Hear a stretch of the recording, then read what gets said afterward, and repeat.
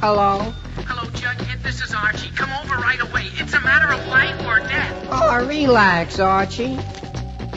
Attention, all true believers. Marvel Comics is on the air. A friend of the unfortunate, enemy of criminals. In reality, Dan Garrett, a rookie patrolman, loved by everyone but suspected by none of being the Blue Beetle. Boys and girls, your attention, please. Presenting a new exciting radio program featuring the thrilling adventures of an amazing and incredible personality. Faster than an airplane, more powerful than a locomotive, impervious to bullets.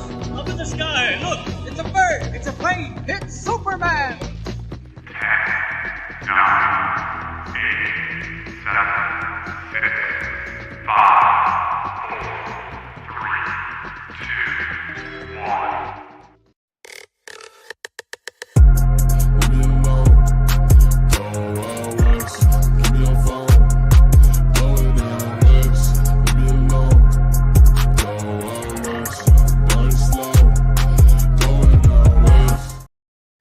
Hey, everybody, and thanks for coming out west. I'm one of your hosts, Christopher, a.k.a. the Bronze Age Nerd, and I am joined by my reluctant co-host, my terrified partner in crime, that is...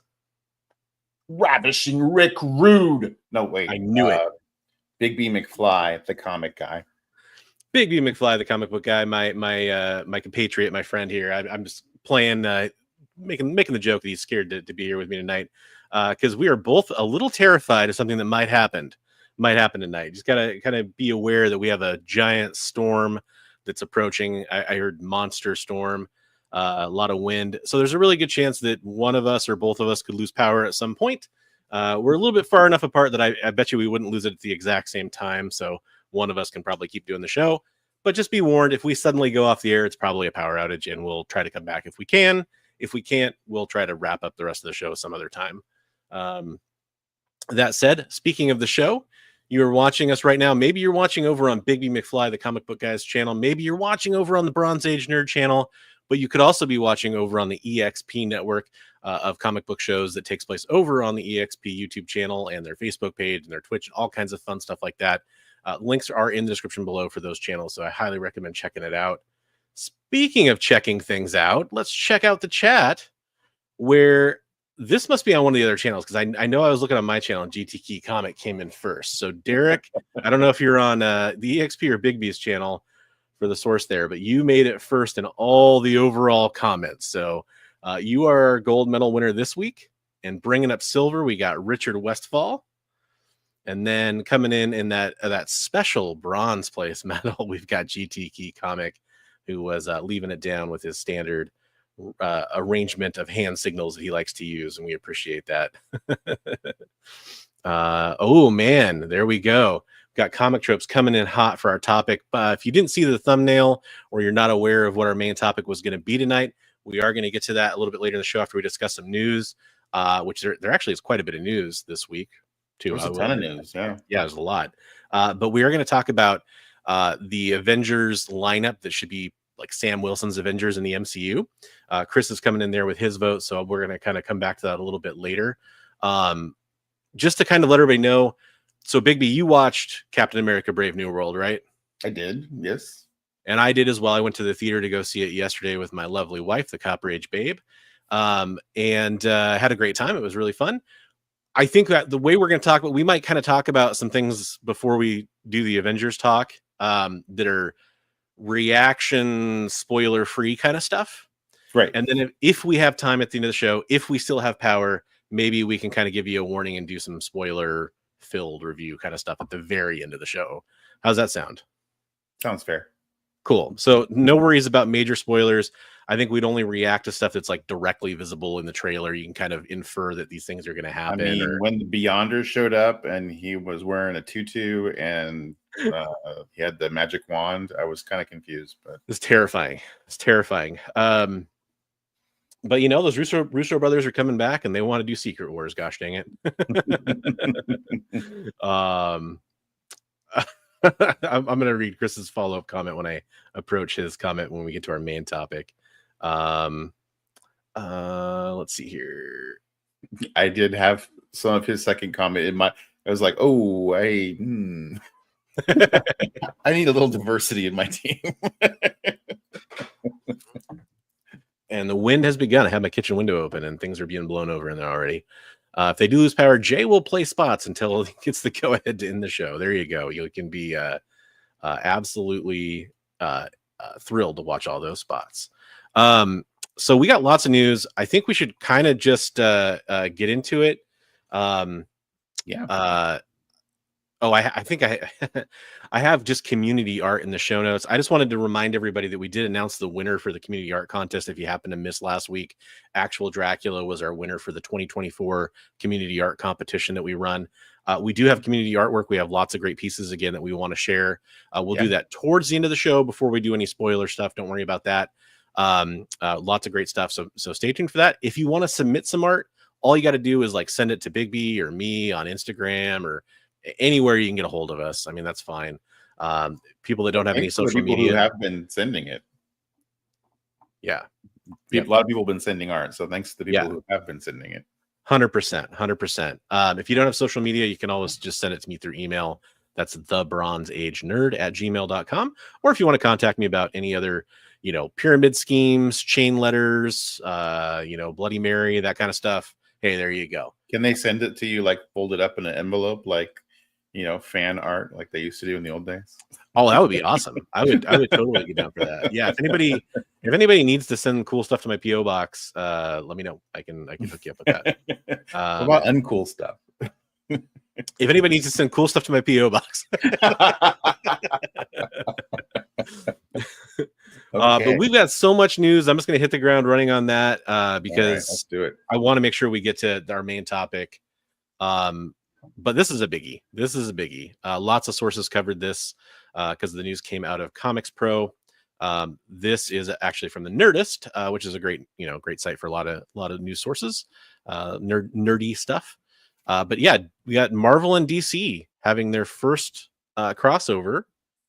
They say first event in decades, and I guess technically that's true, but that's one of those ones that just makes me feel old because I'm like decades. Right? It was 90s, right? It was technically, and I mean, yes, technically correct is the best kind of correct, but man, that just hurts. That's pretty cool. Is that Jim Lee down there? That appears to be Jim Lee. Yeah, they don't say that. I would be surprised. It does appear to be Jim Lee. Yeah.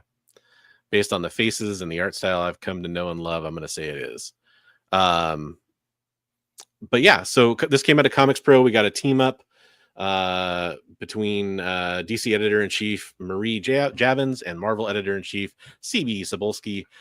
They're announcing the two-part crossover that's going to take place over 2 one-shots. Of course, Marvel's going to publish one, DC's going to publish the other.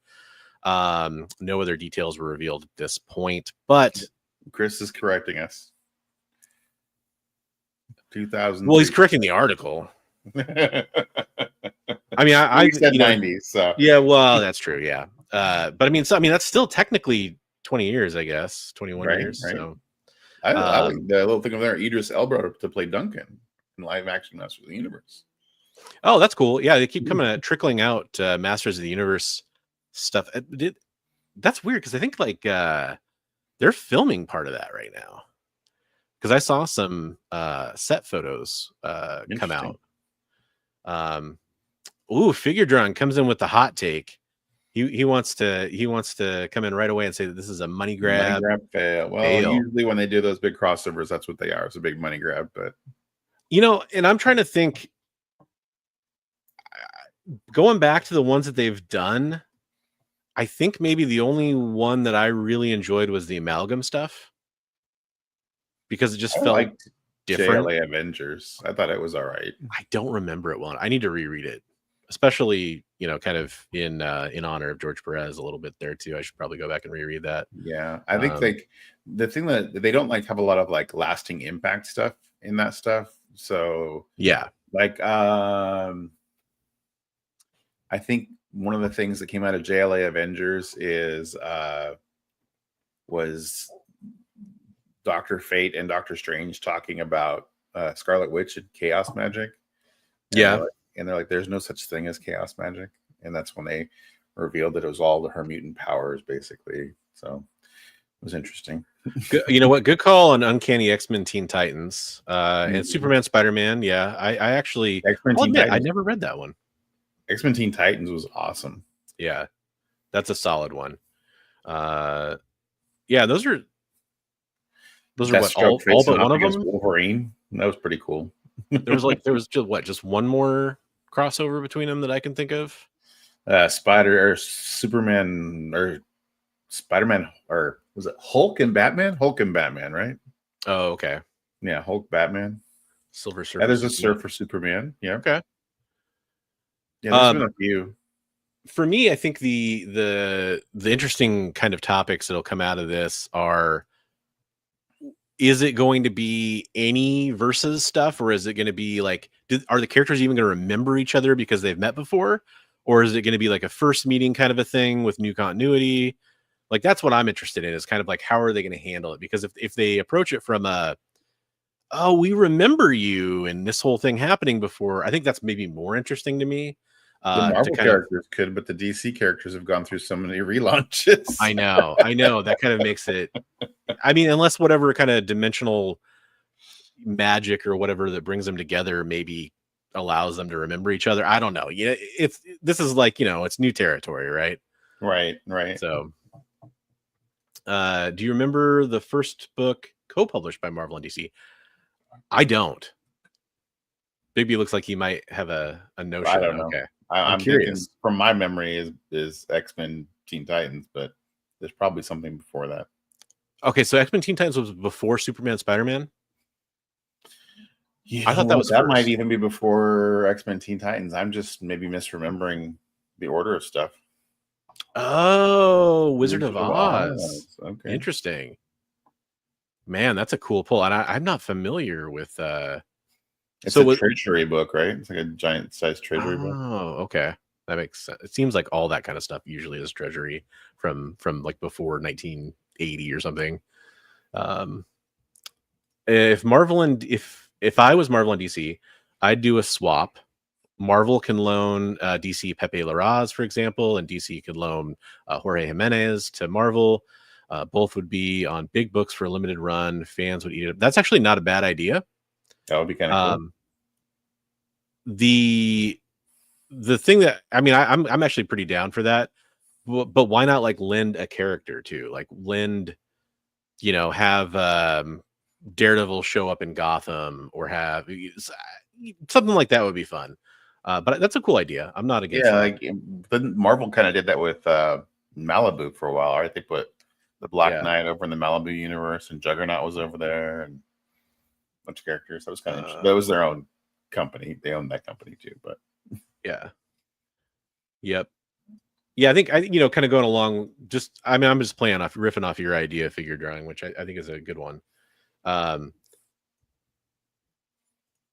wow, it's almost like a deep cut for me, because honestly, I think I kind of line up a little. Like, I can understand what figure drawing saying in his first message, because these things, they're cool. I read them and then I honestly forget about them, because the stakes are always so non-existent, especially when they're fighting. It's like, okay, well, they usually aren't going to have it so one character just stomps the other character, because DC doesn't want to watch Batman get defeated by Wolverine necessarily, like in a true way. It's just usually one of those things where it just seems like the stakes are always so low. So they're fun and I move on. So I hope they do something that's maybe more of a unified threat kind of a thing. Seems cooler to me, or like a new threat that they have to kind of, have their heavy hitters come in on. Well, that's JLA Avengers that's what was going on. Yeah. They didn't stop them from fighting each other for a while, but right. But at the same time, I also think that, like, with two books, you're not going to have much. You're not going to have, even if they're larger books, you're not really going to have much room there to tell a whole lot of narrative that's going to be entertaining, in my opinion. It's got to be pretty tight and sweet, and I think these guys, they look at this, and if it does great, maybe they're willing to do more of it. If it doesn't do great, they're not going to do it again for another 21 years. Right. What's up, Actual Dracula? How you doing? Hey, he must have heard us talking about him, talking about his win. Deadpool and Batman have to team up to stop Paste Pot Pete. I love it. You worked Paste Pot Pete in there. Pretty Triple P. So speaking of DC, let's talk about the first article that I came up with for this week. It's interesting for a couple of reasons. This is from Bleeding Cool, and the headline here is interesting because it says DC Comics cancels Shazam, Two-Face, and Power Girl 2. The interesting part about this is, as far as I'm aware, Two-Face actually wasn't canceled. I believe Two-Face was designed to be a 6-issue run with an option for 12 issues that wasn't extended. Right. So that's an interesting one to me, because that is the last issue that they talk about in this article. But nitpicking aside, they're talking about there's a new Supergirl series coming out in May, but it seems to have come at the cost of the cancellation of Power Girl, as there's no solicitation listing for such in DC Comics solicitations for that month. It's also notable that DC has no Shazam solicit for May or April. The last issue solicited for each is Shazam 21 in March and Power Girl 20 in April. The other thing to me about this is I saw this on Reddit getting talked about quite a bit. I think that's actually where I saw the first link get shared. And I always like kind of checking in with Reddit, because compared to Facebook or Twitter or X or whatever, you get a little bit different cross section of fans. I feel like there's a lot more moderate group of readers there than compared to some of those other places. And it was interesting to talk about people. There was somebody saying something like, oh, Leah Williams has been getting a lot of hate for her Power Girl series, some stuff like that. And then there were people like, well, what are you talking about? Leah Williams, she did a really good job on X Factor. People really like her, right? And it's funny because you think about the bubbles that people are in, and I've definitely heard of a lot of hate for Leah Williams. I'm actually a fan of hers. I really liked her X Factor run, and I loved Exterminators. I thought that was a lot of fun. I haven't read the new Power Girl series yet. I really want to, and now I'll probably just read the whole thing when it's available. But it is interesting, kind of seeing some of that discourse. I know people said Shazam kind of faltered for a while, seemed to be the opinion in what I was reading. I wasn't on that title, so I wasn't really checking it out. But they said that the last arc was pretty good and it was kind of coming back, is what I saw a few commenters saying. So either way, the other thing about Power Girl I wanted to mention real fast before we move on, or before we get some other opinions about this, is there is kind of this interesting thing that's been happening where it seems like Power Girl and Supergirl series can't really coexist. They have to have one or the other the last few years, which I saw that sentiment shared too. And I definitely think that's been interesting to follow. I should mention the other thing too, is people were saying that a lot of people don't like Leah Williams' run because they want more of the Jimmy Palmiotti, Amanda Connor kind of DNA, essentially, that was kind of in that series, which is one of my favorite solo series for a character that I didn't originally care that much about. It's what got me into Power Girl. So I can understand the love for that series, but I think that there's got to be some latitude for other approaches to the character. Of course, we want to see different versions of characters and good stories. But as somebody who hasn't read it, I don't really feel qualified to say maybe it is kind of lackluster, but I thought that was interesting, at least. Yeah, you never know what's going to be something that one group loves and half the other group, like you said, you're in your own bubble. You don't really, and if you're not really venturing outside of it, who knows? Yeah. Right? And Chris brings up a good point that Leah's moving on to something at Ignition Press, which is great information. By the way, I appreciate that. I'm looking forward to checking out whatever that is. Because like I said, the stuff I've read of hers, I've really enjoyed. But at the same time, it's if it was successful enough, wouldn't they just continue with another writer? Right. We're used to that in comics. There are many reasons to like Leah Williams, not just two. Yeah, there. Yeah, yeah, she's fun to follow. I like her sense of humor quite a bit. So there's a lot going on there. She's also an attractive woman. Definitely. I think that's what Figure Drawing's alluding at. You've got Norin and Collector P and Kamikaze. Oh, did I miss them? I waved at Collector P. Did I miss Norin? I'm sorry, Norin. He was surfing in right up above Collector P. Oh, there he is. There he is, surfing in. I love it. I love it. Yeah, I think I just kind of scanned over the emoji. My bad. What's up, Kamikaze? How you doing? Let's see. Next one here. Thought this was interesting. There's kind of a lot of there was a lot of news. There's a lot of it kind of is about either new projects or cancellations or pausing of old projects, though. There's a lot of that kind of stuff going on, which makes sense. Comics Pro, there was a lot of kind of news coming out from MCU and DC Studios kind of stuff too. So this is kind of fascinating. I know there was a lot of buzz about Strange Academy, and I wouldn't say there was a lot of buzz, but there was some talk about Terror Inc. But apparently both of those series are not moving forward. This article, which by the way I should point out is from gamesradar.com. It is interesting to point out that this article mentions that neither of those projects were officially greenlit. Yeah, it says right here, never officially greenlit, and so they could be revived in the future. Never approved, never started, right? Yeah, but I mean, I do think. Oh, by the way, Nova is another series that gets brought into this too. I should have mentioned that. And that's according to Deadline, which is kind of the original source here. But I do remember some pretty reputable sources posting about this. So I can't remember if we covered it or not, but I don't think it was sheer rumor. I bet you there really was some talk around it. So I know they had talked about shifting the Nova from a motion picture to a series, to a show. Yeah. So I think this is really unfortunate. I know a lot of people were looking forward to Strange Academy because they like the comic book quite a bit. It is a fun concept, kind of X-Men-esque without the mutants. I think actually all of that stuff has merit. It could be interesting for sure. Yeah, absolutely. Nova, definitely. Terror Inc. is probably the one that I would be least familiar with. I'm not really familiar with the character, but I mean, hey, maybe that would be fun because I'd get to know the character better. Yeah, well, I think it would be cool for them to just kind of delve more into that Marvel horror aspect that they've been doing with Werewolf by Night and Man-Thing and all that stuff. I want to see more of that, so that would be cool.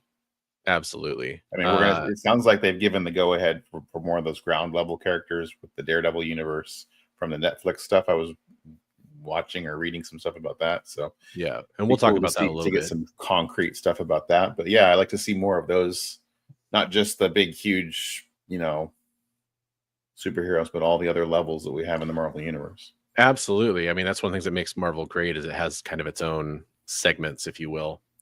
It's an ecosystem. yeah, exactly. From street level to cosmic. Wanted to make sure we said hello to Awesome Sauce Radio for joining us. Thanks, Awesome Sauce. Always good to see Adam. Dan Alvin says Terror Inc. for a show. That was a really short-lived 90s title. Yeah. I mean, I'm aware of it, but I definitely am not familiar with it. I'll completely. I mean, he crossed over with Wolverine and a bunch of other stuff. Okay. I remember there was like a trading card. That's like as much as I remember about him. I mean, it's weird. He had these little whiskery things going on. Yeah.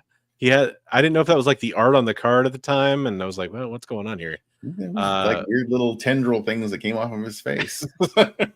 He's a catfish. Ramos on Strange Academy was very nice, clean. His style has neatly improved over time. That's a really good point. I like Ramos a lot. Yeah. I think the first time I saw stuff on Spider-Man, it was just groundbreaking. It's kind of that whole time, like almost seeing McFarlane for the first time. It's just so different, Yep, absolutely. Or Bocciolo a little bit in there too. Right. I remember seeing his stuff for the first time. I think it was on DV8, the Gen 13 spinoff thing that happened for a while. And I kind of love following him ever since then.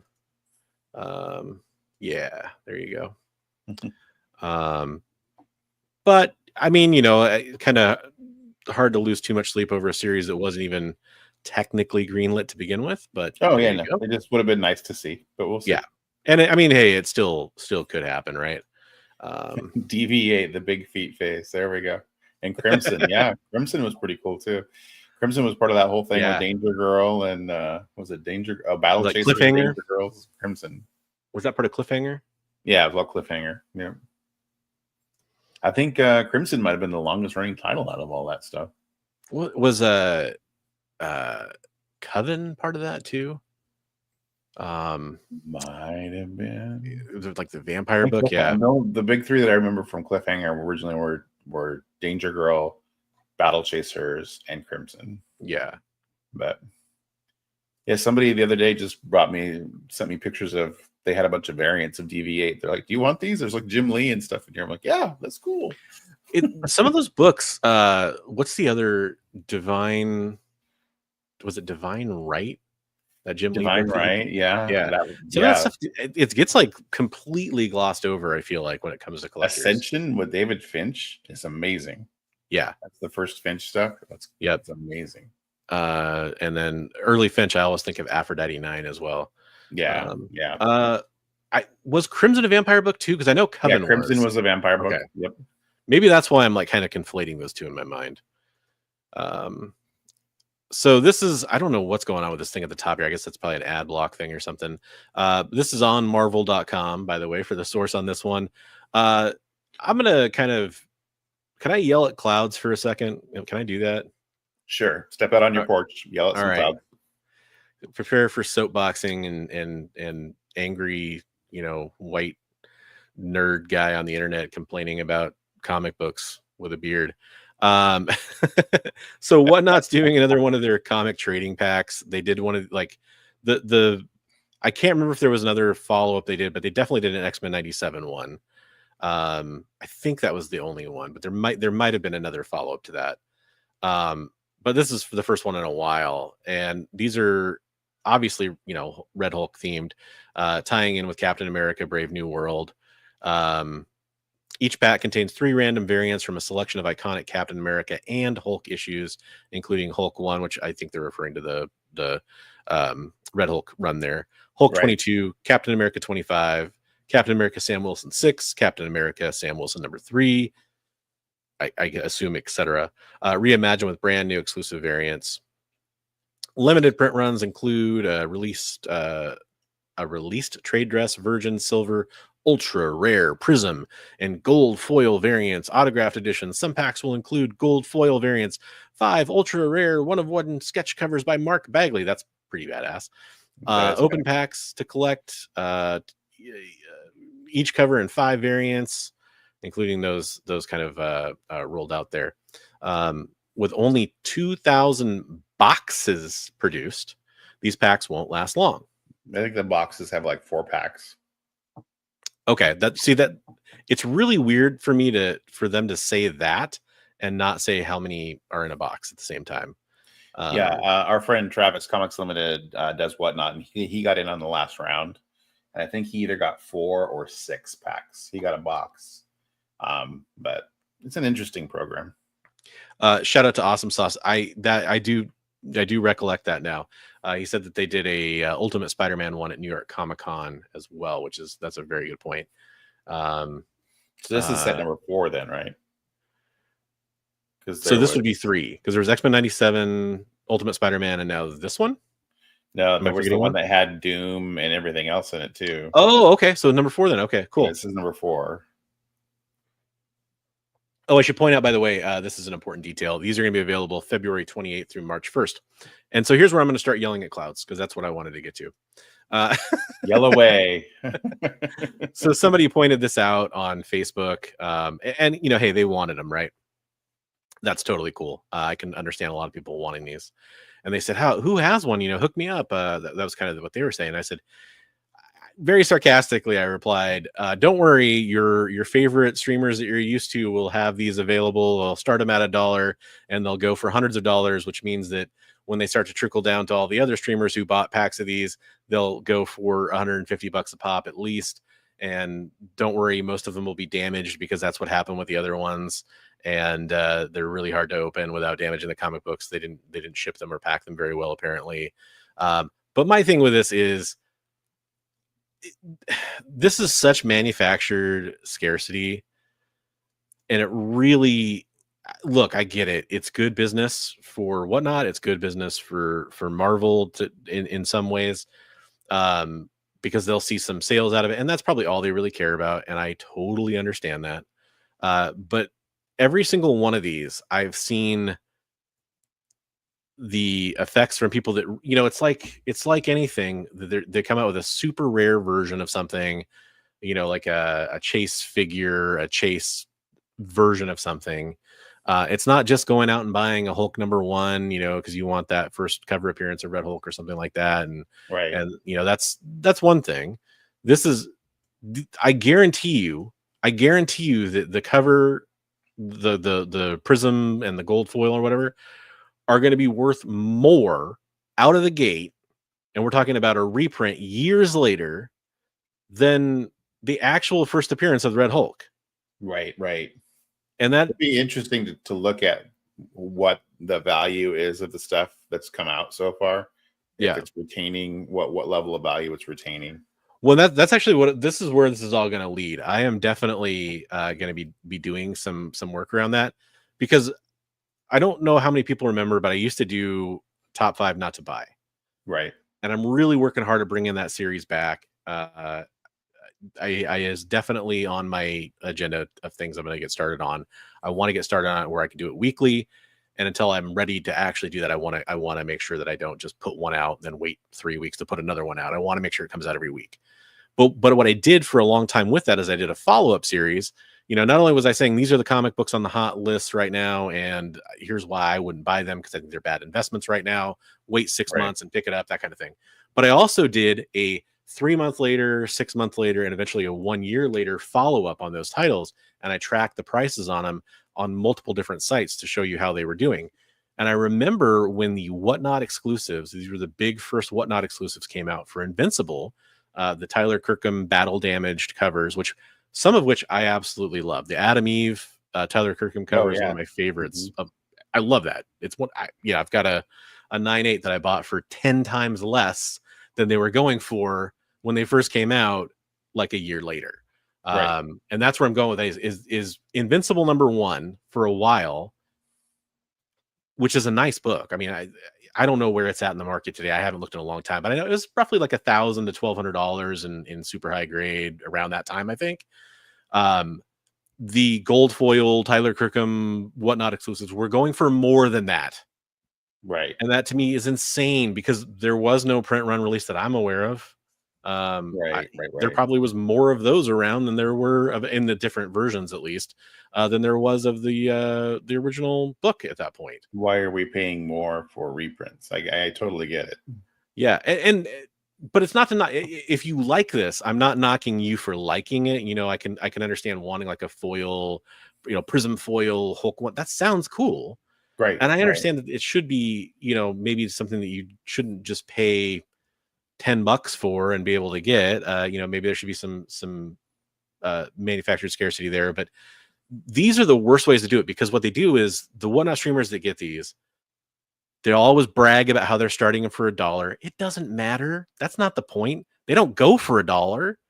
Anytime a big streamer has a pack like this and they put them up for $1, I've been in hundreds of rooms where that happens just to kind of see what happens. They never go for anywhere near that. Don't brag about starting it. You could start it at $100 and it would be the same thing. So some it's people just give them away for free. I mean, that's cool. Well, and that's the other part.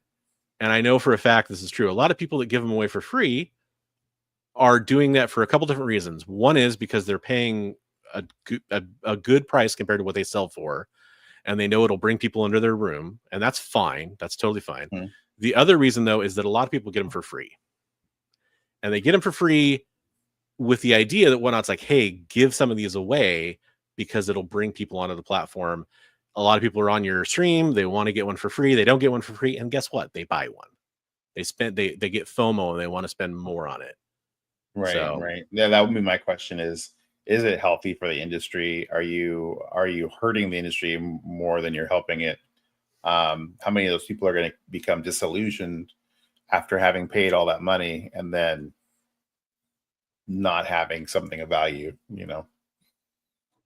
yeah, it's a tough one because I do want to stress that I understand that, hey, Marvel and whatnot making money, they're in it to make money. That I don't want to take away from that. But I do feel like consumers get lost a little bit in this. And they do, those companies do breed the FOMO along with the streamers that they choose to do this. And I'll be honest, that's part of the problem is they choose selective streamers to do this. Right. Well, Some of this those newest streamers, one, Travis was telling me this newest one, the last one, they contacted you directly through Whatnot and said, set things up with you. This newest one, they sent you an email that wasn't even like headered, like titled where it was catch your attention or anything. And you had like 2 days to respond. And so he totally missed out on this newest one and he was upset. But yeah, and because if you're a streamer and whatnot and you don't get these, you're missing out on money. I mean, from what I understand from what he was telling me, like they're not that expensive for this people. No. Like, and they front them to you. I think they're like less than $20 each. Yeah. Pack. That's they front them to you, and then after the show, they take the cost of the pack out of your sales. Yeah. So, so Awesome Sauce, I believe you cannot get the boxes anymore based on what somebody we know that is a Whatnot seller was saying. At least not if you're a mere mortal. Right. If you're a small seller, you're not gonna get them. Because I was talking to somebody who bought a bunch of these, and they were talking about, oh, there's so and so big streamer, and I was in line right behind them, and I know they bought a bunch of them, and so they're not getting them for free. Well, I also know for a fact from private conversations I've had that people get them for free. Yeah, there's promotional stuff given away for sure. Well, but that's the thing is it's not just that makes it sound like, how do I want to phrase this? It would be different if there was a visible metric to Whatnot sellers that they needed to hit or reach to be invited to do things like that. There's not. Yeah. It's much more of a handshake / good old boy kind of system. And that's not fair to most sellers on Whatnot, is my opinion on that. Well, yeah, I mean, and they're not, it's not like it was weird. Trav was only allowed to get like 2 boxes, I think. And there are other people who had 100 boxes. Yeah. And that was all they would allow him to get. So, well, you got to remember, folks, that the large part of my philosophy is I will call out things that I think are sketchy, and I don't think this is necessarily sketchy. I've been talking about other things that I think are kind of asymmetrical in terms of fairness. Let's put it that way. But I want to do so in a way that people will listen to it and hopefully make things better. Just yelling about it, just raging about it is usually clickbait. I could have put this on the thumbnail and we could have talked about it in a much different way. And I guarantee you 5 times as many people would come in here expecting to see like nothing but raging and all that kind of stuff. And I would think personally, it would be a worse show for it. That's just my opinion. Like we try to have a positive spin and have a solution rather than just rage. Yeah. Adam says he's thinking about playing the handicap card to see if that would help him. Hey man, more power to you. Because I don't, in this case, like, hey, if you can work the system, go for it, brother. Every edge you can get, baby. Yes, exactly. A practical fist that is cloud shaking. But yeah, no. My main question would be just, what is it healthy for the industry long term? Mm-hmm. Yeah, because I mean, it definitely is short term. I see the buzz it generates, but I also see long term collectors that get burned by these things get more want to walk away from comic collecting more and more. I had somebody I was doing some dealings with this weekend, and they were getting books from me that were more recent books that are hot, and they're like, "Are you sure you want to get rid of these?" And I was like, I'll buy them in a couple years and they'll be like $5 instead of being $40. You know, it's like, I don't care. Yeah. And that was the whole like motivation behind that series that I made. There's very rarely an instance that you'll find a comic on the hot list of any kind. Pick your flavor. People, when I say hot list, people automatically fill in a blank of which one they're thinking of, whether it's CBSI or Ben Stein's top 10 or Key Collector or Cover Price or whatever. Doesn't matter. Right. Any of them. I tracked a lot of those prices, like literally for years during the comic boom and afterwards, with a long enough legs on it that it was separated out from the comic boom. And it absolutely, I would say 95 times out of 100, it didn't pay to buy those books when they're on that list. That's the time to sell those books. Right. So, but that's the whole nature of the beast, right? It's the whole FOMO thing. And yeah. Sorry, I'm laughing at Jay's comment that it was it must have been a Dr. Squatch box because I'm not a vein popper. Yeah, I didn't turn into the Red Hulk during this one. It'd be fun though. That would be fun. I know people love that. Just the Gray Hulk. Yeah. Exactly. Dan says he's about done ordering 25 copies for a 1 in 25 for the LCS. New Doom for #1 is being brought out and sold for under $10. Makes no sense. Oh yeah, there's actually there was a couple ratios I really wanted because I loved the covers, and not that long ago, and I was just, man, I love the covers on these books. There was like a Adam Hughes Rogue one. I can't remember what the issue was. A couple ones I really liked, and I scooped them up on eBay for less than half of ratio. Half of ratio is like, if it's a 1 in 25. People say that the ratio, as long as it's not super hot and as long as it's not super lame, should go for about $25 on the aftermarket. That's kind of about $1 per book. Yeah. And I was scooping those books up there. I think they were both 1 in 25s. I was scooping them up for $10, all day long. And that's with shipping. So right. I will say, like, I had somebody the other day I was doing some trading with, and we were going through older, like early 2000s ratio variants and stuff. And like, I had the Civil War Michael Turner variants, and those have held their value quite well, actually. So nice. That's cool. I do need to talk about one thing real fast before we move on to our next news segment. And hopefully I want to play a little game, folks. We'll do a little Saw-like experience here. Let's see if I can get all 3 shows I'm going to talk about coming up tomorrow on the EXP correct and their times correct. I have more faith this week, but if I was a betting person, you might want to put some money down against me. And then, hey, who knows? Play a game.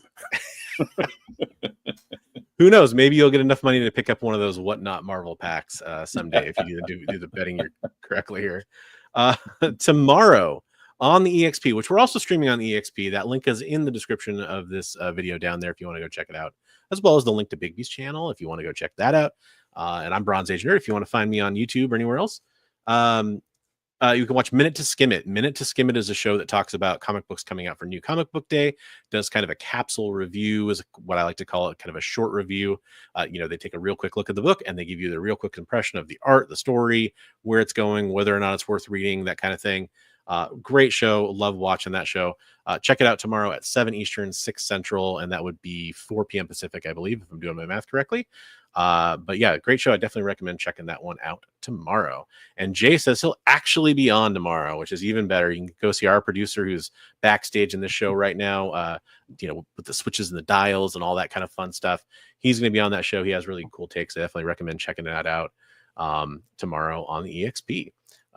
Christina, what's up, Christina? Welcome to the show. Hello. Did I miss anybody else that popped in? Yeah, Tropes was saying you had to do that all in the Jigsaw voice, though. Ooh, well, I mean, Bigby had the Jigsaw voice. He's the one that should be doing it. That was pretty good.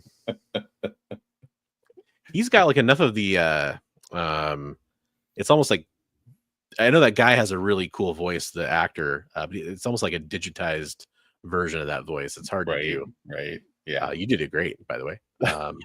Thanks. Yeah. Thank you for sharing, man. It's fun. I'll have to have a little tricycle come in with put the little swirls on my cheeks, white makeup. So Fortnite did a Jigsaw like mini event thing in the game, and like you'd go to this one creepy farm and there would be like the little, I forgot the guy's name, the little guy on the he has a different name than Jigsaw, the little dude on the little puppet on the bike, you know, Right, and it would just be like crawling around on the map. It was pretty creepy. Billy. Jason is Billy. Is it Billy? Okay. All right. Thank you. You know what? I have a confession to make. I've only ever watched the first 2 Saw films. I know there's like 7 of them or something now, or it's something. Pretty convoluted. Yeah, I bet. I like the first one a lot. I love the parody one where he cuts off the wrong foot. Oh, is that like a scary movie or something? One of the scary movies, I think, right? Yeah. There's 11 of them. Oh my Holy goodness! Crap! What are they? Fast and the Furious? Jeez. Milking that one. You know, I'm going to move on to this article because it'll tease our main segment we have coming up later in the show, which is to talk about some of the reaction to Captain America: Brave New World. Which, by the way, for those of you that have been popping in, you have kind of watched the viewer count change a little bit. I know things have kind of changed. We did mention the main topic of the show that we're going to get to after news is we're going to talk about our roster that we would want for the Avengers. I think it should be a pretty fun segment. I definitely recommend sticking around for it. We want to hear who you want on Sam Wilson's Avengers in the MCU. We're going to do a few things like this based around this concept of talking about like ideal teams, or maybe even a draft. We talked about doing that too. We're gonna play around with this because we think it's a fun concept for a show. Hopefully you do too. But just wanted to let everybody, in theory, yeah. Just wanted to let everybody know that we're not talking about spoilers for the movie, at least not serious spoilers. Possibly at the very, very end of the show, and we'd give you really good warning if that's the case, and let you know to leave the show for you don't want to watch those. But we will talk about things that I think things that are understandable that are going to happen from the trailer, right? Like, look, Red Hulk is in the movie. Oh my gosh, like it's so surprising. So just kind of fair warning. Sam Wilson in it too? Does he have the shield? I don't know. I didn't see him in the movie, but we did both watch the movie, so we're both gonna kind of talk about kind of our reactions and all that kind of a little bit probably in this segment, I imagine. But I just wanted to give everybody a warning just in case they really don't want to hear anything about it because they haven't seen it yet, that kind of thing. But this is, by the way, from comicbookmovie.com, and it's Captain America: Brave New World's director on the negative reviews. So this movie is receiving some negative critical reviews. The last time I saw, it has a 49% on Rotten Tomatoes right now. Now, it's also worth pointing out that its opening weekend did cross the 200 million worldwide mark, which was better than expected. So it's kind of a mixed bag, right? Like, people are watching it, and I'm seeing from people that know comic books or are MCU fans, the thing that I've seen over and over and over again was basically some version of it's better than I expected. Yeah. I agree. Yeah. And I agree. Yeah, I agree with that as well. I again, we're not going to get into, spoiling it for anybody, but we might talk about tone and we might talk about, our impressions that it left us with, that kind of thing a little bit. But and I apologize. I'm not 100% sure if this is how you pronounce the director's name, but director Julius Ona was asked about the movie's critical response during an interview with Esquire and replied, "All I'll say is that we were working very hard and are very passionate about the movie we made. We told the story in a way that I feel very excited about and very satisfied with. Every single one of these movies receives criticism, and maybe because it was so out there in terms of some of the conversation, people perceiving certain things, certainly, but I don't think that is the truth of the reality of it. The really important thing for me is the experience the audience gets to have enjoying the story." And I think that's well said. Just read those poll results there at the bottom. 3,391 of you voted in our recent BNW poll, and 41% of you felt that the movie was good. Somewhat surprisingly, 20% of you went with very good, while 19% of you voted disappointing. 12% of you thought Brave New World was outright awful, and 8% went with excellent. So that basically means that, disappointing and awful added up to like what, 30%? No, 25%. Minority. So I mean, yeah. So thinking it was, good, very good, or even excellent, is the majority of viewers, and I think that's worth pointing out. Yeah, I mean, I think it faced a lot of hurdles based on like the pushbacks and the timing and stuff. So I mean, its time placement is like what, right after Eternals, right? So we're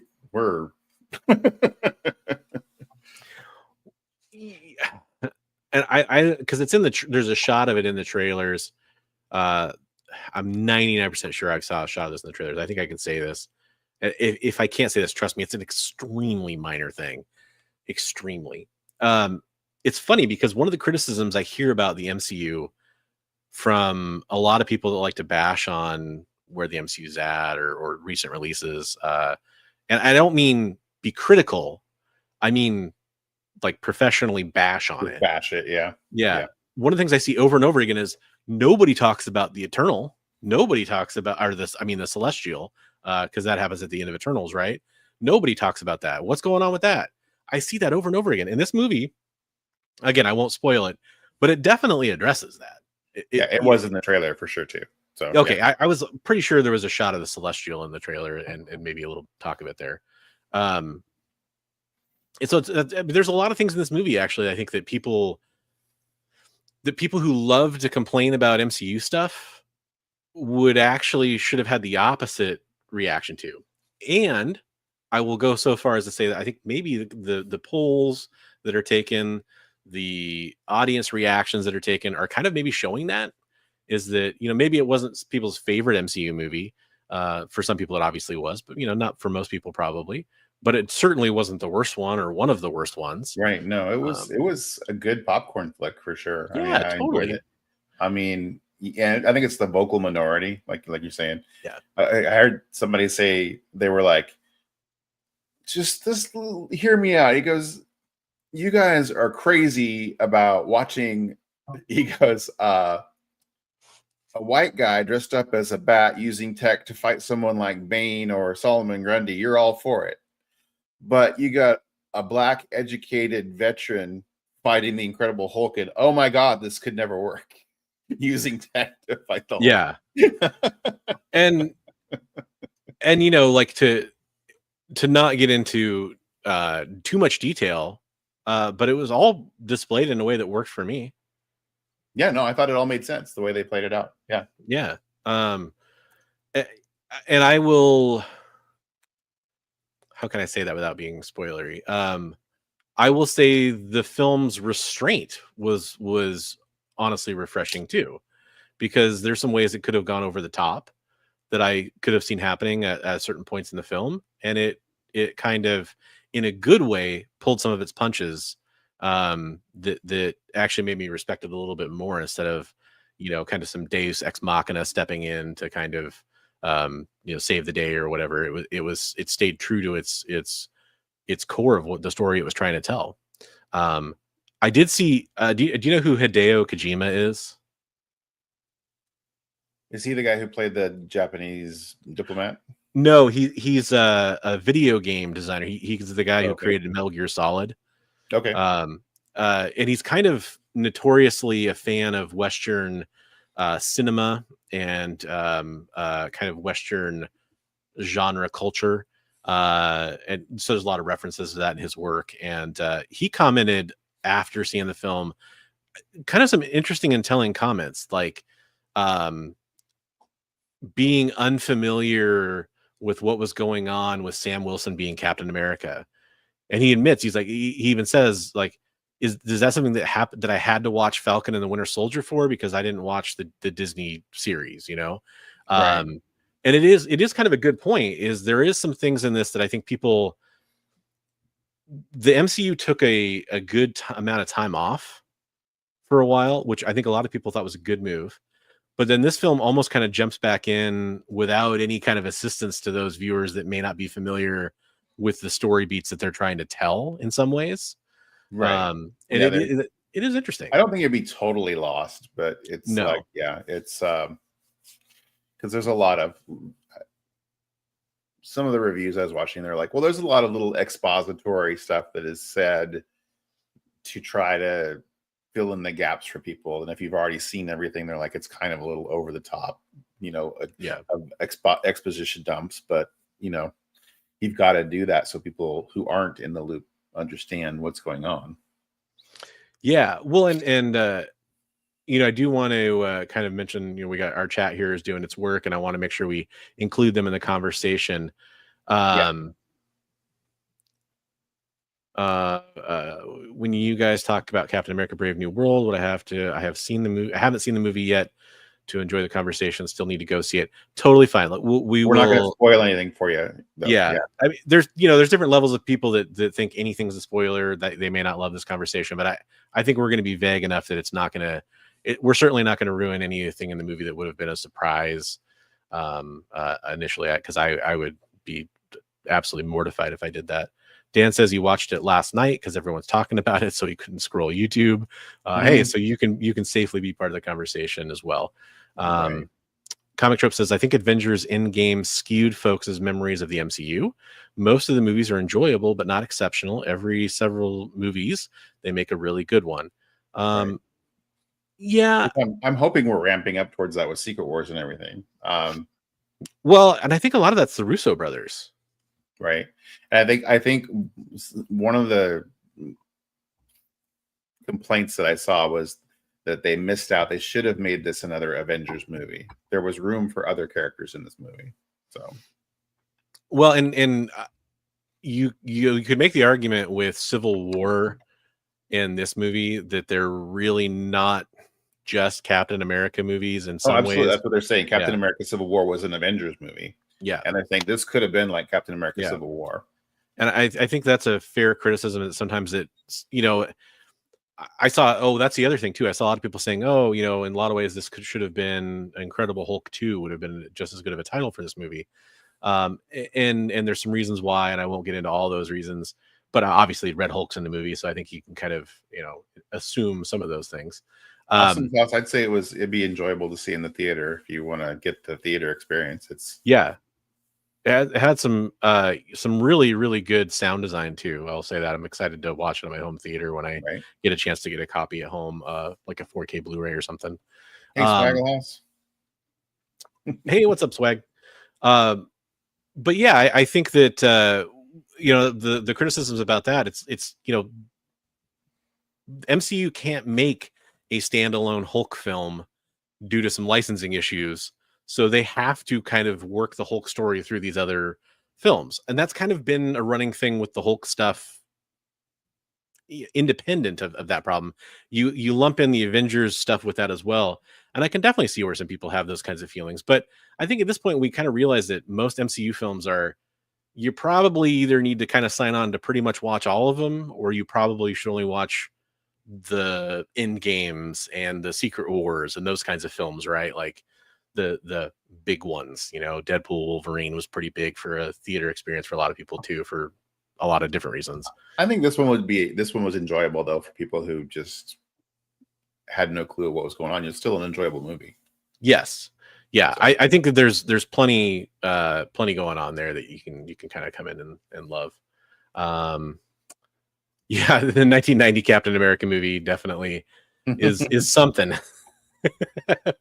I watched that a couple years ago for the first time since I was a kid, and it's something. Watching it more critically as an adult.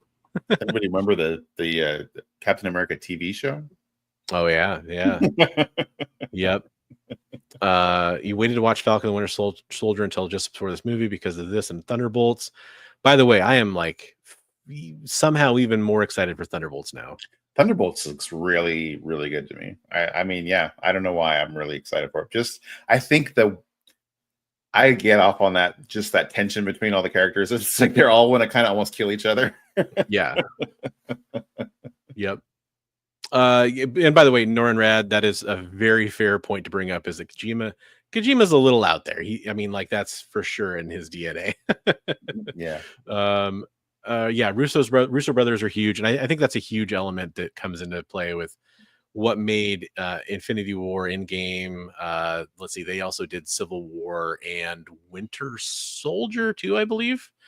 So some of the better movies in the kind of pantheon. Coming back to Swags, hello there. Hey, we got Daredevil coming up in like a week, right? And I didn't pull a news story about this because there's really not much of a news story to pull, but this is kind of interesting. Andor season 2, which is anticipated as well, had a trailer drop today, and I saw that the last episode of Daredevil Born Again will premiere the same day as the first episode of Andor season 2. So Disney Plus is about to have a nice little run here of people. Boom, boom, boom, boom. We'll be watching some Disney for a while. Yeah, exactly. I know I will be. I'm excited for both of those. And shout out to Derek for saying hello to everybody in here and being awesome. Appreciate that. Oh, speaking of Disney, I just finished up the Spider-Man show. I thought it was really, still really need good. to start that. I want to start that so bad. Good. Actually, it kind of had a slow roll to begin with, but man, it got good. Nice. That's really cool to hear. I mean, just going in, just expect it's going to be like an Elseworlds, you know? Yeah. Oh, did I not pull an? Oh, yeah, I did pull an article for this. So I really quickly want to get to our other news stories because I really want to get to our main topic. So I'm going to do one more quick story and then 3-hour show tonight. If the weather allows, right? I think this is interesting, and I know some people watch and will find this interesting as well. So also from gamesradar.com. If you told me that Avatar 3 was going to have an AI disclaimer at the beginning, I would have, that was all you told me, I would have been really scared. But luckily, the headline to the story here is that James Cameron, and this is according to a report, so I guess it's not technically official yet, will open Avatar 3 with a title card saying no generative AI was used to make this movie. By the way, I've been rewatching. I got a new TV a little while back, and I've been rewatching some of the Avatar stuff because it looks gorgeous in 4K HDR. Like, looks just amazing. And you know, for these movies, for all their flaws or whatever, I cannot wait to see the next one. But yeah, so it's kind of interesting. I will say I think that's really cool. So they went with all animators and everything else. No generative AI. That's awesome. Yeah, the one thing that's kind of interesting about this is, and again, we're talking about generative AI, which is important to point out. AI was pretty clearly used, and we talked about this, I think, last week or the week before, kind of in the same vein here. AI was used in the Aliens, True Lies, and Abyss 4K transfers to clean up and sharpen. It's usually called DNR, which is digital noise reduction. But some people, I kind of fall into this, have accused those films of maybe kind of over correcting and smoothing out things. And the problem with that is that, you know, you're used to seeing film grain on films that have kind of adds a little depth. It's kind of like texture.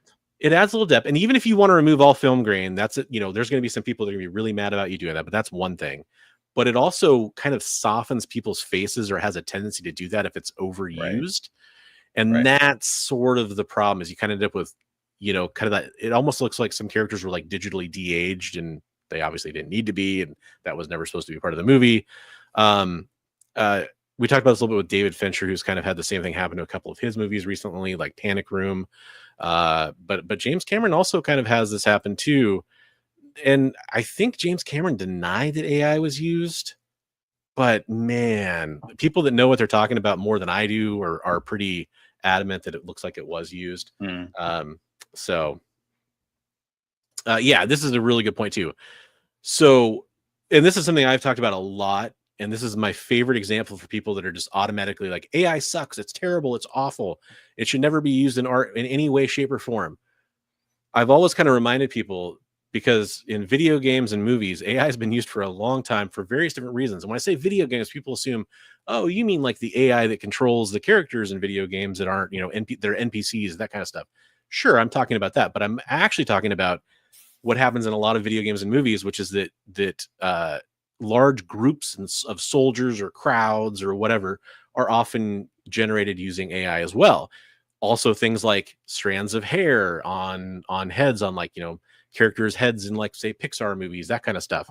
My favorite example of this is, and it's funny because I was actually watching it with my family earlier, is Two Towers, where they had these huge shots of armies in the Two Towers that were generated using generative AI, essentially. I mean, it's in a little bit different form than we use that today, because they instead of individually animating and creating each character, or just copy pasting the same character over and over again, which makes it look very wooden. Right. That's what they use to generate the large crowds of the armies for these giant, Saruman's army and all that kind of stuff. Right.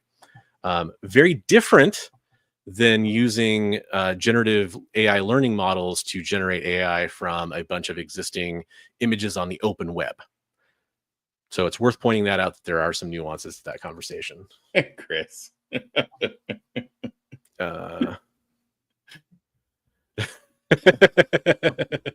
That's funny. Absolutely. Soft white blob pulsing rhythmically. But yeah, good point from Swaggle House there. Yeah. I have said, I just have to point that because I've said that a lot. It's there needs to be some nuance in the conversation about AI in art forms. I was doing some stuff with Photoshop the other day, cleaning up some artwork, and I was like using like the clone stamp tool and a bunch of other stuff, and I was like, I'm using AI when I'm doing this, basically. Yeah. Not to the the nth degree, but there's little we all use AI every day, whether we know it or not, with our phones and everything else. So you know what? I'm familiar with the name, but I've never watched any of the content. So I don't know if I'm a fan or not. He specified no generative AI, because I guarantee you there's use of AI in different VFX technologies that get used. Just like I was saying with Photoshop and everything else. I mean, everything you're going to use has some aspect of AI in it. So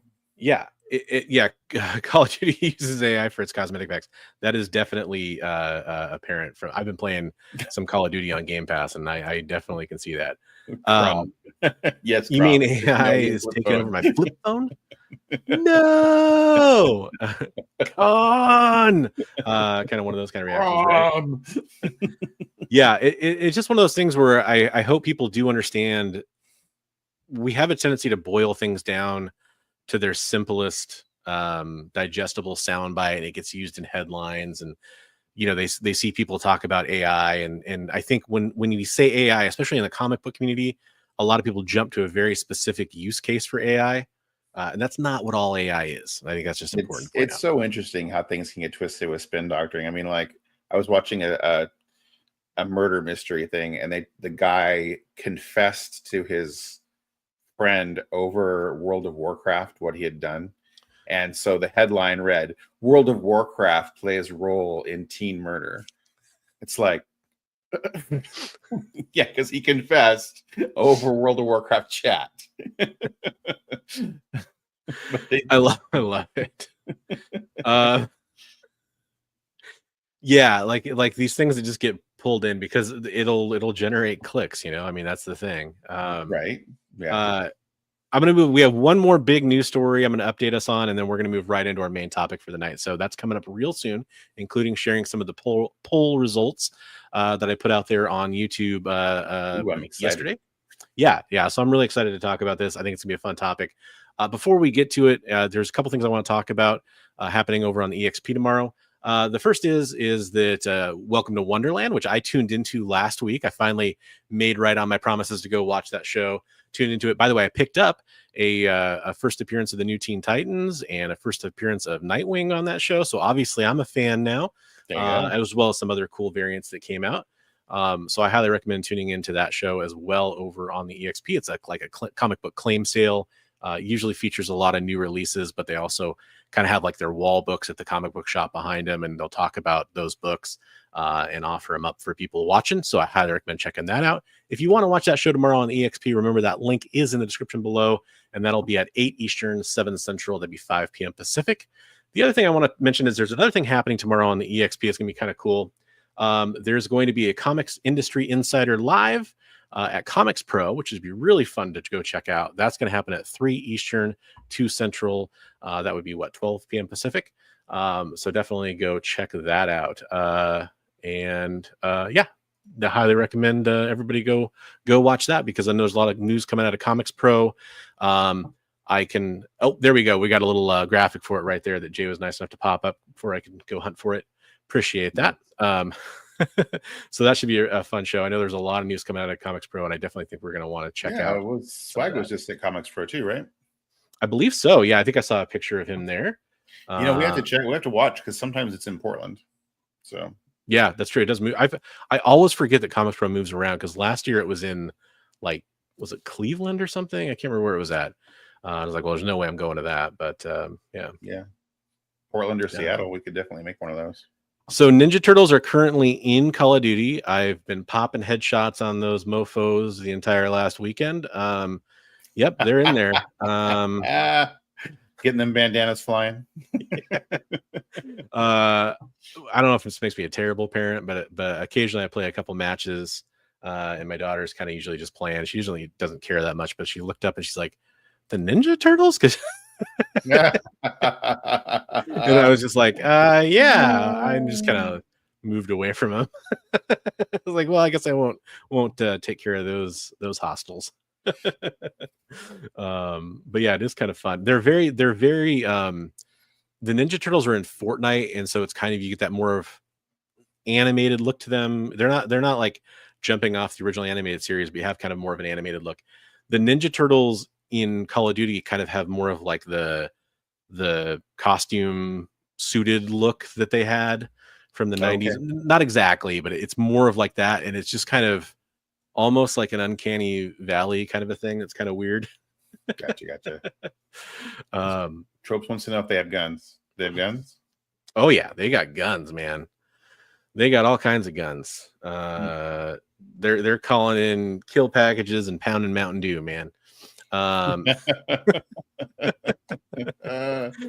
XP, baby. So you need to get GI Joe characters in there. Then you'd be really going crazy. That would be sweet. That would be really sweet. Oh my gosh, you guys are drinking the grape soda and eating the chocolate donuts. Yeah. So actually, this is kind of fun trivia for you, Chris. Snake Eyes is in Fortnite. Yeah. Unfortunately, he was in, like, literally, I think a couple months before I started playing. Like, I technically played before that when Fortnite first came out, but he wasn't in the game yet. But part of the 0x Fortnite event or whatever, he was part of that. I think you can get a code for him in some of the old comics, right? Because it's like, I don't think you still can. Because I will look into that, because there was one that had Batman and Snake Eyes in it. I remember. I think I just took a bunch of those to somebody. You can get Harley and some of her gear, and you can get Batman from a very specific event. He's kind of like almost like that Ben Affleck future apocalypse kind of version of Batman, where he's like war torn and got like a torn cape and stuff. My son and my wife play Fortnite, so I get to watch vicariously through them playing. What kind of pizza are the turtles eating, or can they cat people's asses? Well, they can do both. They can cat people's asses, and they're usually eating pineapple on their pizza because they know what's up. No, they're from New York, so they're usually eating pepperoni as pepperoni, maybe some cheese. Tropes was right there. He said, why can't G.I. Joe be in Call of Duty? Yeah, that's what I was saying. You guys are thinking alike, man. Right. But yeah, that's kind of the fun part, is that Snake Eyes is in there, and I wish I had him. There's a website I track that would alert me if Snake Eyes ever shows up in the shop again. And I kind of hoped that when the Snake Eyes movie came out that he'd come back. Unfortunately, they don't. It's usually, like, I think the licensing is a little more complicated. They don't remove old characters from the game, but they don't often offer them up for purchase again. Right. They've had Star Wars. They've had all that stuff, right? Oh, yeah. They have a Star Wars event every May 4th. Yeah, it's fun. I like it. Probably should stop talking about it. Yeah. All right, let's talk about something else. Let's talk about DC. DC Studios update. Yeah, big DC Studios update. There's lots of great sources for this. I went to Variety. Basically, we had just have a slate of announcements and kind of a roadmap or plan that was kind of revealed. So I'm trying to think what the bigger things that came out of this were. It's a great article. It's kind of more of an interview, but obviously they're talking about Superman. They're talking about season 2 of Peacemaker, Supergirl, Woman of Tomorrow. They're saying production has started on the Green Lantern HBO series Lanterns. So that's really cool. They're aiming for an early 2026 debut. But let's see, what was the other stuff there? They talked about the initial slate of films, including Batman, the Brave and the Bold, The Authority, 5 TV series, including Waller and Booster Gold, as well as confirmation about a handful of other projects, including a film about Batman villain Clayface, a prospective live-action movie about the Teen Titans. That's exciting. Animated series about Blue Beetle, and the future of Sergeant Rock movie now that Daniel Craig has withdrawn from consideration for the title role. I believe we talked about that last week. Right. And let's see, there was other stuff in here too. They're aiming to do 2 live action films, 1 animated film, and 2 live action and 2 animated TV series per year, which seems like a pretty healthy pace. Yeah. Well, that's good. Yeah. They said that Pattinson's not going to be in Brave and the Bold, right? So yes, he is not going to be the DCU's Batman. Okay. So he's going to be like their Elseworlds. Those movies may still continue. I'm sure a lot of that depends on how well the Batman Brave and the Bold does. But yeah, the other one they talked about. Oh gosh, I know they're talking about a Starfire series in here too. Oh wow, that'd be cool. Yeah, so they're going to do. I'm trying to remember if it was animated or live action. Okay, so I think this is where they talked about it. And for animation, yep, Dynamic Duo, Blue Beetle, and 3 new TV series. Let's see, where do they talk about it? Sorry, it's been a while since I went through this. I think there's a Green Lantern. Yeah, My Adventures with Green Lantern will follow high school student Jessica Cruz, who has her life upended when, according to an official logline, a Green Lantern power ring falls from the sky. DC Superpowers, which takes place at the Alliance School for Heroes and focuses on new students Lightning, Flash, Plastic Man, Aquagirl, Green Lantern, and Terra, which is kind of cool to see Terra in a show. That's pretty fun. The Principal's Martian Manhunter. That's pretty cool. There you go. And then Starfire is going to serve as an origin story. And I think this was going to tie into the Teen Titans Princess of Gem World. What? Yeah. Oh, dude, but Space Biker Crush. Yeah, that's cool. I know a lot of people like that. Yeah, so yeah. There's also Princess Amethyst. That's Lobo's daughter, right? Yeah.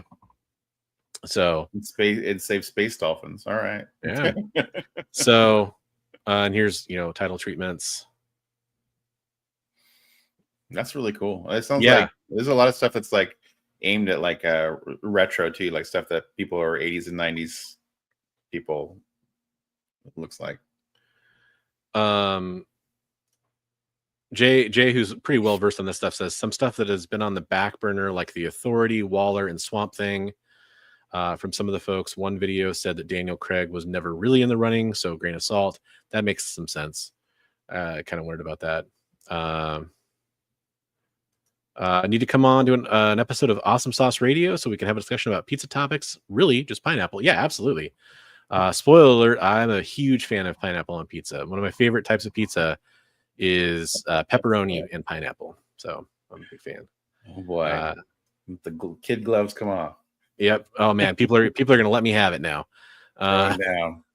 But yeah, there's a lot of exciting information in there. I think that the DCU, we're getting close to Superman. We're getting close to seeing more projects come out. I know you and I both really enjoyed Creature Commandos. So a lot of exciting stuff. New season of Harley. I'm enjoying that. New season of Harley's been pretty solid. Yeah. Last season I was kind of worried the show was kind of losing a step. This season it feels a little bit more a little bit more bombastic. It's just got the right level of wackiness in it. Like you're like, oh my goodness. Then you're like, oh, it's just so crazy. Figure drawing. What the hell, man? No, you don't put cold pineapple on the pizza. You cook it with the pizza. Yeah, for sure. No, absolutely. No, the reason I'm a madman is because I eat cereal without milk in it. That's what makes me a crazy person.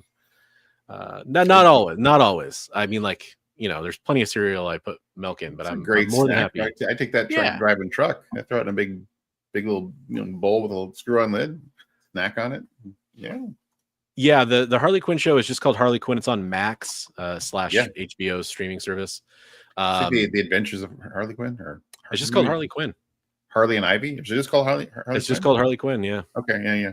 It's super fun. Poison Ivy is like a 1A second main character. Right? Yeah, exactly. For pretty much most of the show. Although, there's definitely, I think, especially the first season or so, you kind of get the impression things are more through Harley's lens, but I think that changes as time goes on. In that show, it's kind of become, kind of an ensemble cast in a lot of ways through different parts of the show. Yeah, it's fun. I like characters popping back in from 2 seasons ago or 3 seasons ago and stuff. It's great. Yeah, I really enjoy it. I think it's a good time. And there's another, isn't there another DC show that's going? Oh, I hear the wind. The wind is picking up. Dun dun dun. Bomb bomb bomb. It's all right. It'll be good. Yeah. Well, you say that when my lights start flickering and my modem. Keep a positive vibe going on here. Clayface. He's definitely a main character as well. Oh yeah. It's Alan Tudyk, right? Yeah, he's pretty hilarious. So let's get to our main topic, and the first thing I'll do on the main topic here is plug my own YouTube channel. That's right, folks. For a limited time, you can go subscribe to Bronze Age Nerd on YouTube. I'm just kidding. Buy his merch. Yeah, you can. I mean, it's true. You can do it. Just go over to the store tab. No. So I asked everybody yesterday who your top pick is to join Captain America Sam Wilson's Avengers. We're going to discuss that tonight. So that's what our main topic is that we're going to start rolling into here. As you can see, the front runner, and I had it. So I could have done a poll where I could listed a couple more options. In my experience, image polls, which is what this kind of poll is called on YouTube, get a lot more results, and they only let you do 4 options. So, I could have done a series of these, I guess. I probably should have done that. But Thor was the #1 winner by far. War Machine came in at 31%, Yelena at 17%, and Hulk at 7%. Hey, maybe I picked the wrong characters for this discussion or whatever, but I thought that was kind of a fun cross section. I'd sort of, no worries here. I sort of wish some people may have commented like their favorite characters or characters they would have or the lineup. Yeah, you should maybe comment your lineup below or whatever. That would be please do, because I'm about to share the one we got earlier from Chris. He said that he would like to add She-Hulk, War Machine, Miss Marvel, Wiccan, Yelena, and Kate Bishop. He made the joke, it seems like you need some white guys. Thor and Hercules. Thor and Hercules. And you get a little button heads there. Definitely going to be a little bit of that going on with that crowd. So that's a good lineup. I definitely have some of those in mind. So, and by the way, please, like Bigby was saying, please post your lineups here. We're choosing 6 Avengers to be under Sam Wilson. Which was kind of hard because sometimes I was like, oh, there should be a 7th, but I was like, yeah. Okay, but. Absolutely. It definitely made it interesting and kind of had to get down to a certain point where you kind of had to choose wisely. So I'm going to get back up here. Yeah, I agree with you. I do miss Steve Rogers' cap. I think everybody does. I mean, yeah, but I think that's the point, though. I think that's the point, that we're supposed to miss Steve Rogers' cap. It's like if you miss your favorite show, because they went out on a high note versus going like, gosh, these guys really have been going on too long and they probably should hang up their hat. They really drug that out. Yeah, it's the whole Seinfeld argument, right? But no, 100%. Like I hear you. The fun part about this is that Bigby and I don't know each other's answers. I went kind of weird on this one because because your answers. I give you photos of my answer. True. I tried not to analyze it too much. Okay. I have reasons behind it, so I'll have readily discuss my line. Good. I went weird on this one because what I did the first thing I did is I listed out every character I could think of that could conceivably be an Avenger in the MCU, because part of it is like who's still around, right? Like Captain America, Steve Rogers, he's not going to be an Avenger. Iron Man's not going to be an Avenger as Tony Stark, right? So I had to kind of list these characters out, and I started realizing like it was easier for me if I listed out, and I don't know if this is cheating or whatever, I listed out the team I'd want for the West Coast Avengers because I think the MCU needs that, and I listed out the Young Avengers I'd want as well. Right, and I think it's coming. Yes, Young Avengers seems more likely or quasi confirmed at this point. And West Coast Avengers, I think, is more of a pipe dream for me. But I think my lineups make sense. And I did tweak my main Avengers lineup a little bit based on that. But so Captain America Sam Wilson obviously is the leader of our team in both situations. So that you got your captain, your leader cemented there. So why don't you go over your first pick of who you would pair with Sam? Well, I forget what picture I put first, but let's say I think I want to see Ant-Man and Giant Man in the team. So okay. Do you want me to show your picture? Because I didn't do pictures, but I can. Oh yeah, you could. Yeah, you can share mine. Okay. That's fine. Why not? Pictures with 1,000 words, as they say.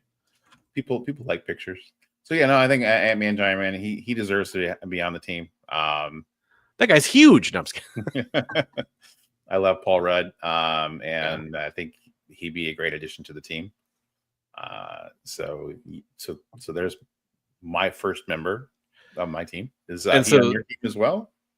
So that since he's on both of our teams, we can use this chance to talk about him a little bit. He's on my team as well. So I put him on there. And I kind of wanted to go also with not a lot of repeat powers. So yes. So spoiler alert, I didn't put the Falcon on the team with Captain America Sam Wilson.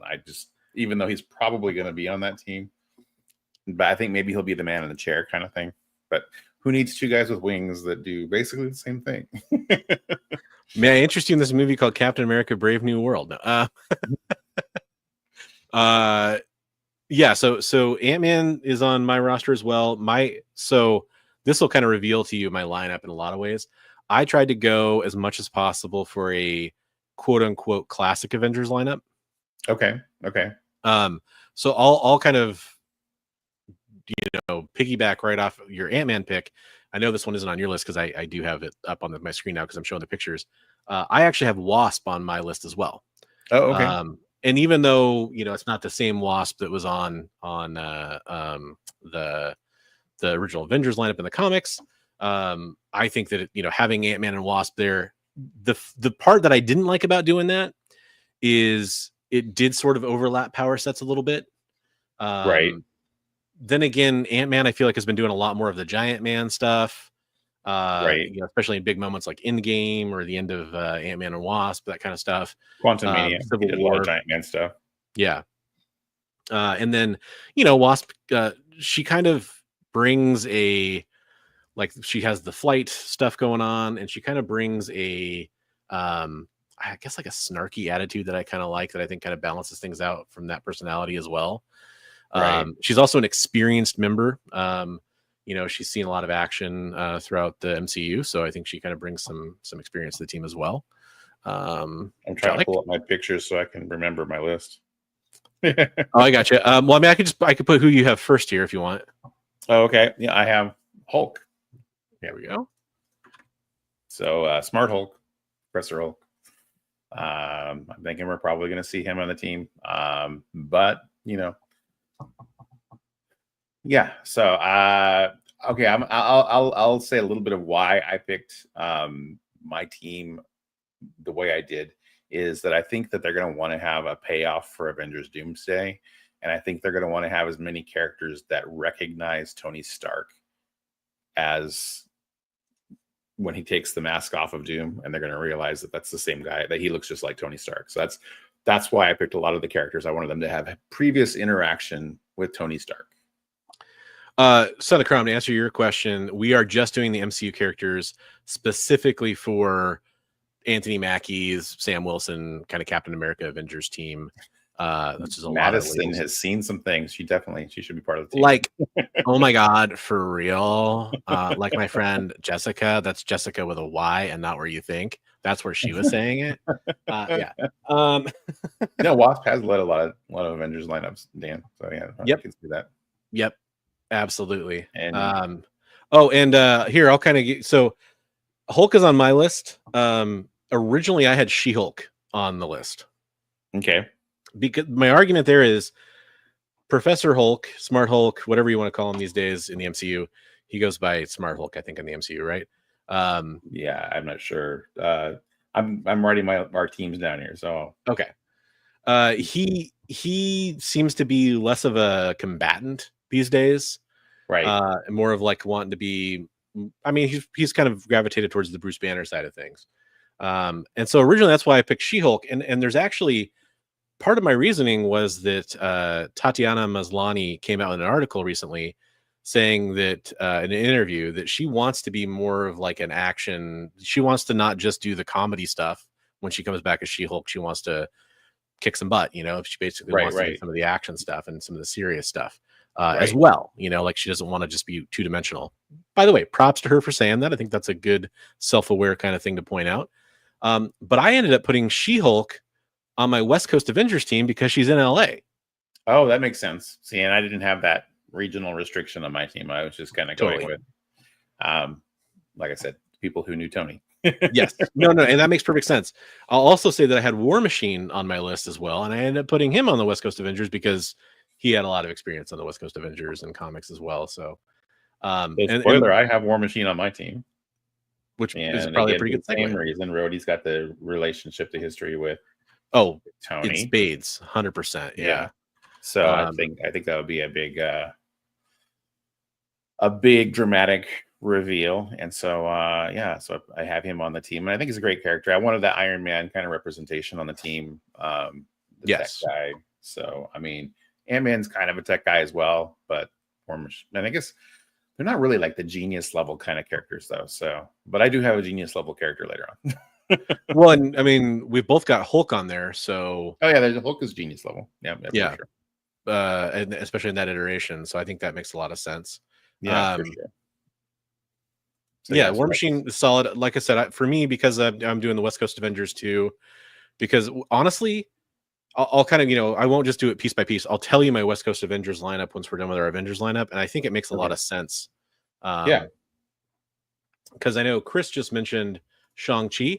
I've got Shang-Chi on my West Coast Avengers because he was based in San Francisco. He's in San Francisco as well. That's true. And I've watched some different things since we decided on this topic, and there's some people talking about that they really think Shang-Chi deserves to be an Avenger, and there was a lot of talk about that with him with Wong and stuff. I mean, at the end of Shang-Chi, they kind of make it. It sort of seems like that's where it's leading, right? So right. But Punisher, War Machine. Oh my gosh, yes. Yeah, I'm excited for that when they do that. They got to do that. So I don't have a picture because it's not from Bigby's list, but my next pick, again, I'm going very much, and Bigby brought up a really good point. I'd probably have to change this, by the way, because I totally forgot about the events of the last Thor movie at the end. But my next pick was Thor. He brought up a great point, which is that Thor's probably too busy with the kid to do this. Right. But I think like you're getting cosmic babysitter. Thor with the Avengers has always been the least accessible member of the Avengers. I feel like in the MCU, like he's often kind of been portrayed as being like on oh my god, how did I just forget the name of on Asgard? Oftentimes, like when they're talking about if you had different events going on that were outside of the main Avengers film, they're like, what happened with calling Thor? Well, we can't. He's on Asgard dealing with this, like Right. they were comfortable doing that anyway. So I feel like, yeah, I feel like that's an easy thing for them to say, is that he's mostly raising the kid, but when a special, need comes in, he's there. Plus he could raise the kid in the Avengers compound, right? Like, I mean, that's, sure. I mean, you could put Madison can take care of the kid. Yeah, Madison, she's a great babysitter. I think tropes, what you're saying, are the Avengers too overpowered? I tried to let you mentioned Captain Marvel in particular. I kept her off my team because I believe she's too overpowered. And Dan said Rhodey was outed as a Skrull, but the real Rhodey was rescued at the end of the show, at the end of Secret Invasion. So you are correct on War both Machine again. So I actually tried to power up my team. Okay. And I was trying to power them up because the way I looked at it, and part of it is you'll see, again, I have this West Coast Avengers lineup. I have a Young Avengers lineup.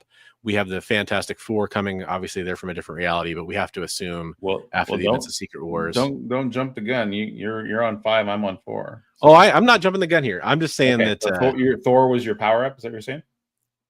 Well, he's one of them. Okay.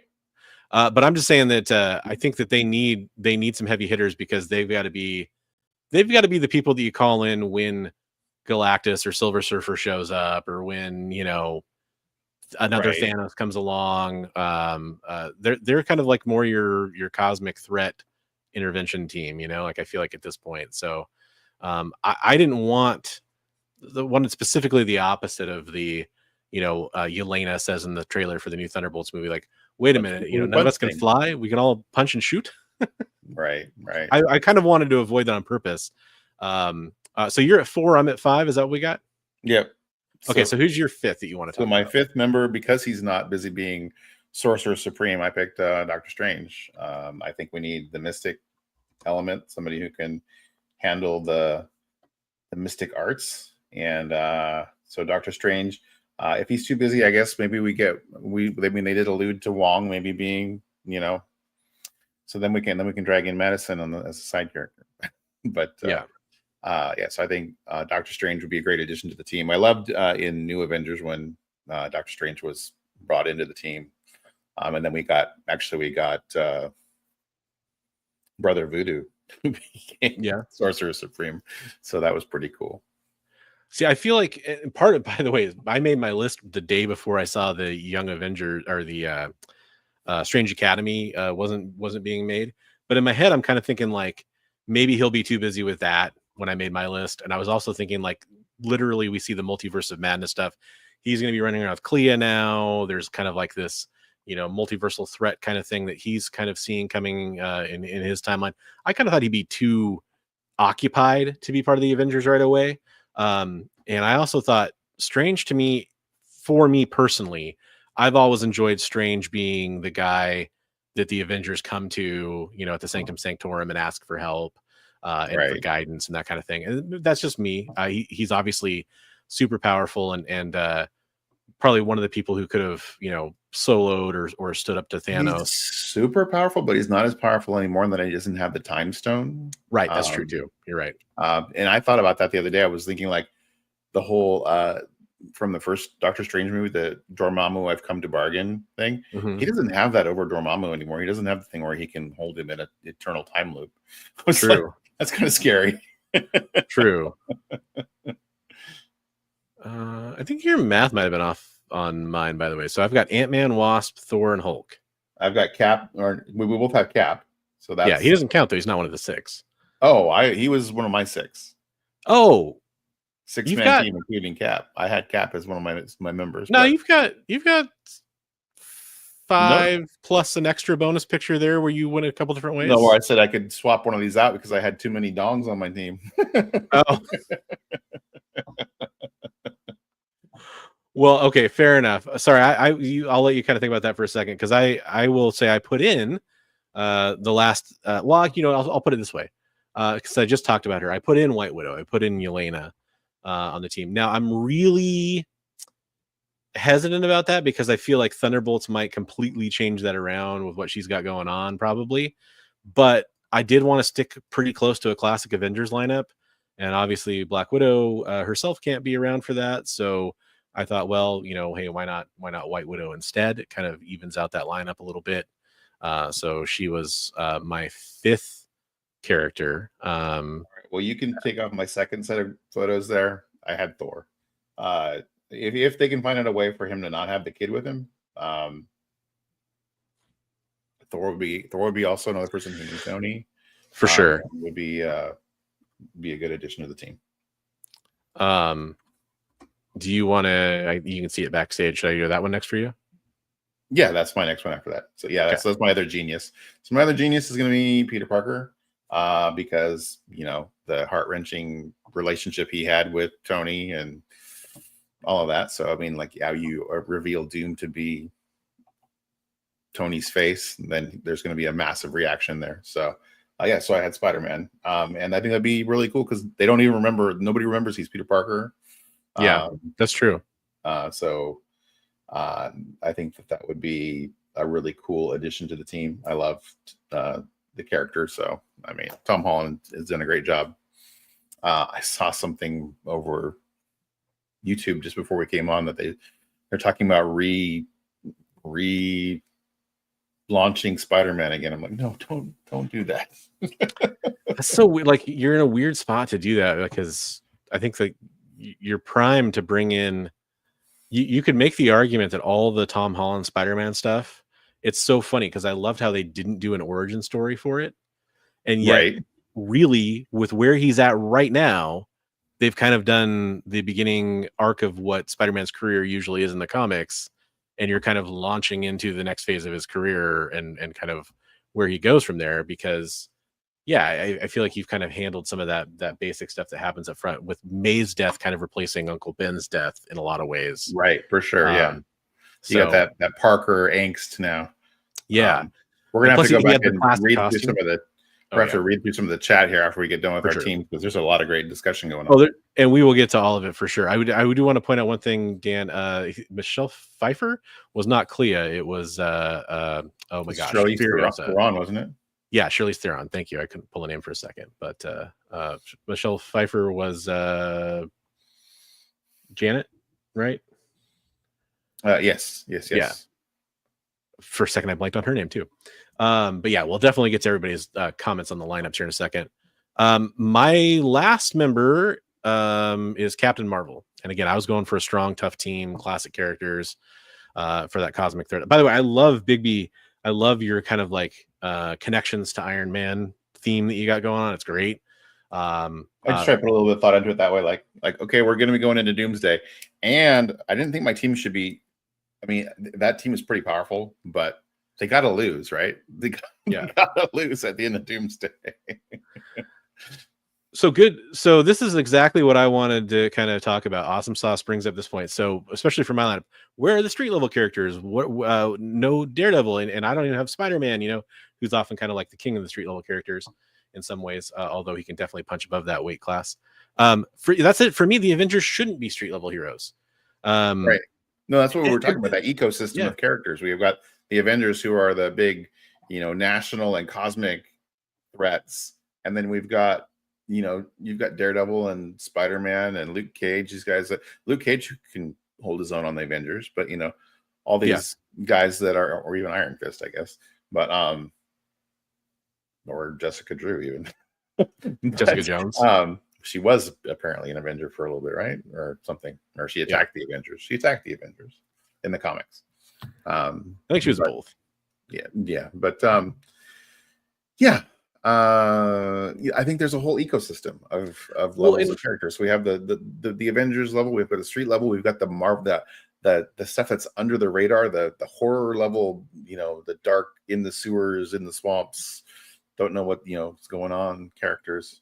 And we've got some crossover characters, like Strange and Wong would cross over with those horror characters, right? And we've got and Daredevil should totally cross over with Strange at some point too. And there should be there should be, and that's so for me, that's a huge part of it. Like, the reason Spider-Man's not on my lineup is very similar to the reason why I wouldn't put Strange on my lineup, because to me it's so much more fun when Spidey comes zooming in as like the guest star to team up. to a certain extent, like I would give pretty much everybody else that's been mentioned an Avengers card, but not necessarily have them be on the poster for the Avengers team, right? Like, Right. And especially when I get to like, because I'll do it super fast. I've got like a West Coast Avengers lineup, a Young Avengers lineup, but you could have the Great Lakes Avengers, you could have all those kinds of people as well. Foggy Nelson, Sorcerer Supreme. There you go. It's Ned Leeds, right? Oh yeah, yeah, he's doing the. Yeah, that's right. Yeah, he's got a little bit of that in him. They said that was like an ancestral thing, right? Like, yeah, it's like there's magic runs in my family or something. Yeah, that's pretty cool. I guess so. I'll just, because I did kind of allude to it, I'll just go through it super quick.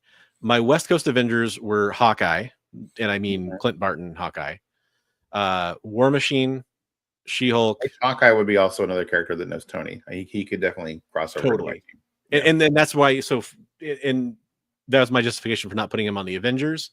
He would also be kind of a street level character in some ways, but he's so closely associated with the West Coast Avengers. He's the one that originally founds them anyway. Makes sense to have him be the guy out there, right? Shang-Chi, Vision, and as my fun little nod here, I put Moon Knight on the team because it's really fun when they send Moon Knight out to the West Coast Avengers. And I think that'd be really dope. And I put an fun character to play with. Yeah. Yes.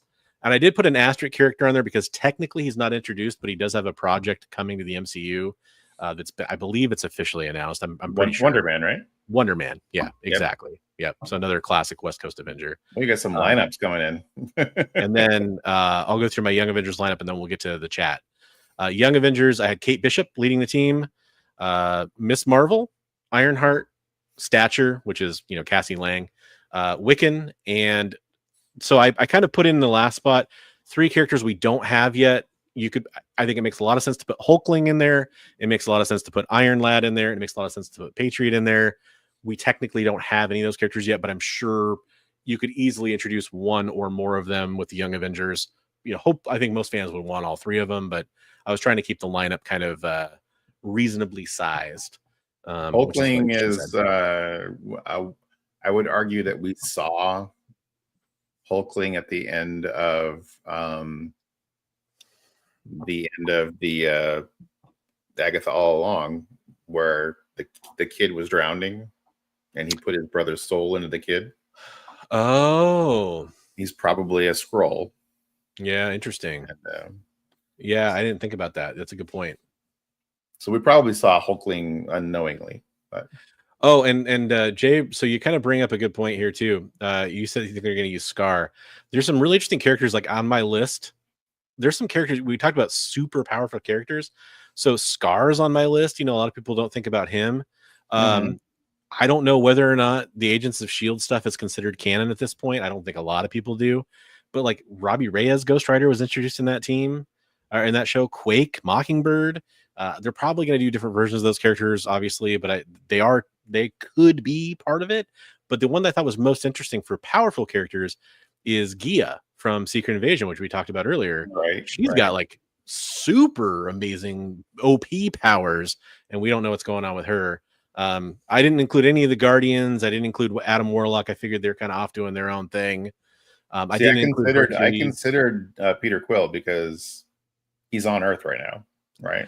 Yes, but I feel like he's got his own thing that's going to be going on with his arc, and he's probably going to be focusing on that for a while. I hope because I think he deserves to focus on himself and his family in a kind of a standalone Star-Lord adventure for a while. I bet you it's a while before he's freed up to be like an Avenger, is my guess.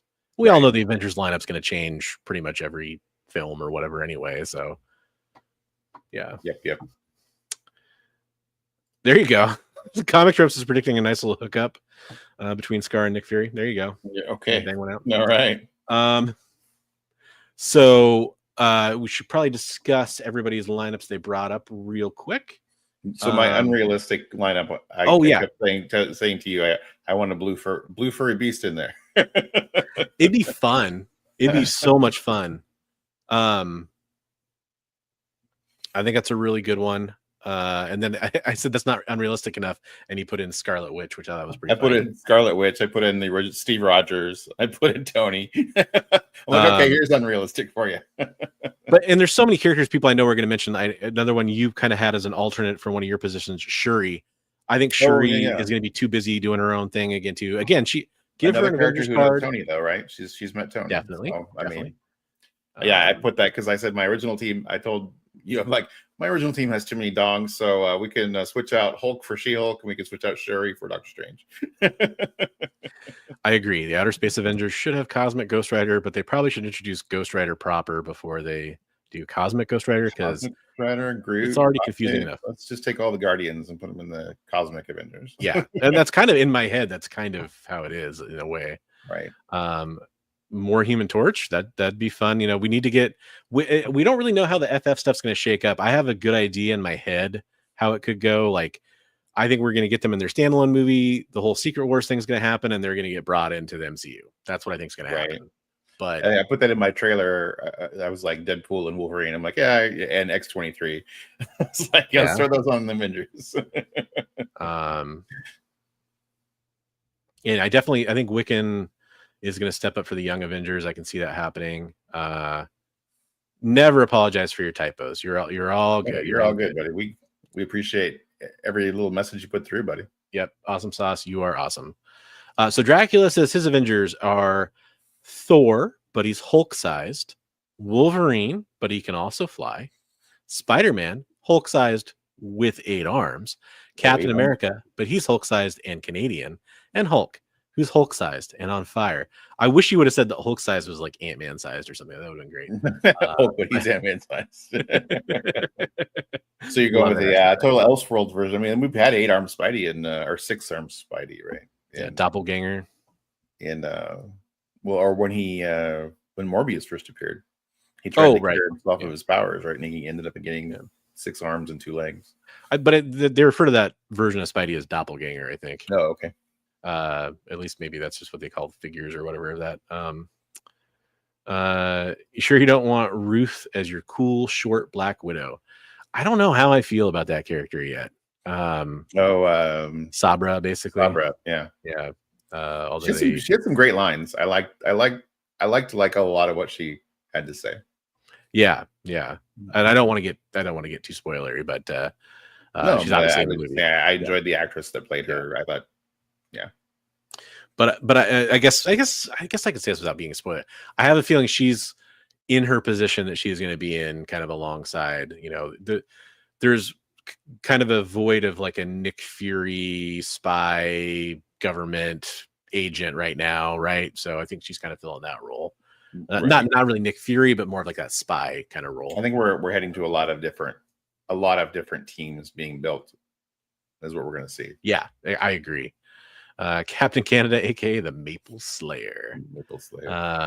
Yeah, I mean, putting Captain America on the Avengers, putting Captain Canada on the Avengers would be. Wouldn't that be Guardian from Alpha Flight? Well, I mean, there's also Captain. Was it Captain Canuck? Right? Yeah, that's not Marvel though. That's true. Yeah, you're right. Peter would be perfect actually because he's unknown now. Yeah, exactly, 100%. No more Zendaya, MJ. Well, nothing wrong with that, but yeah. Did anyone hear that Miles Teller was coming back as the Maker version of Reed?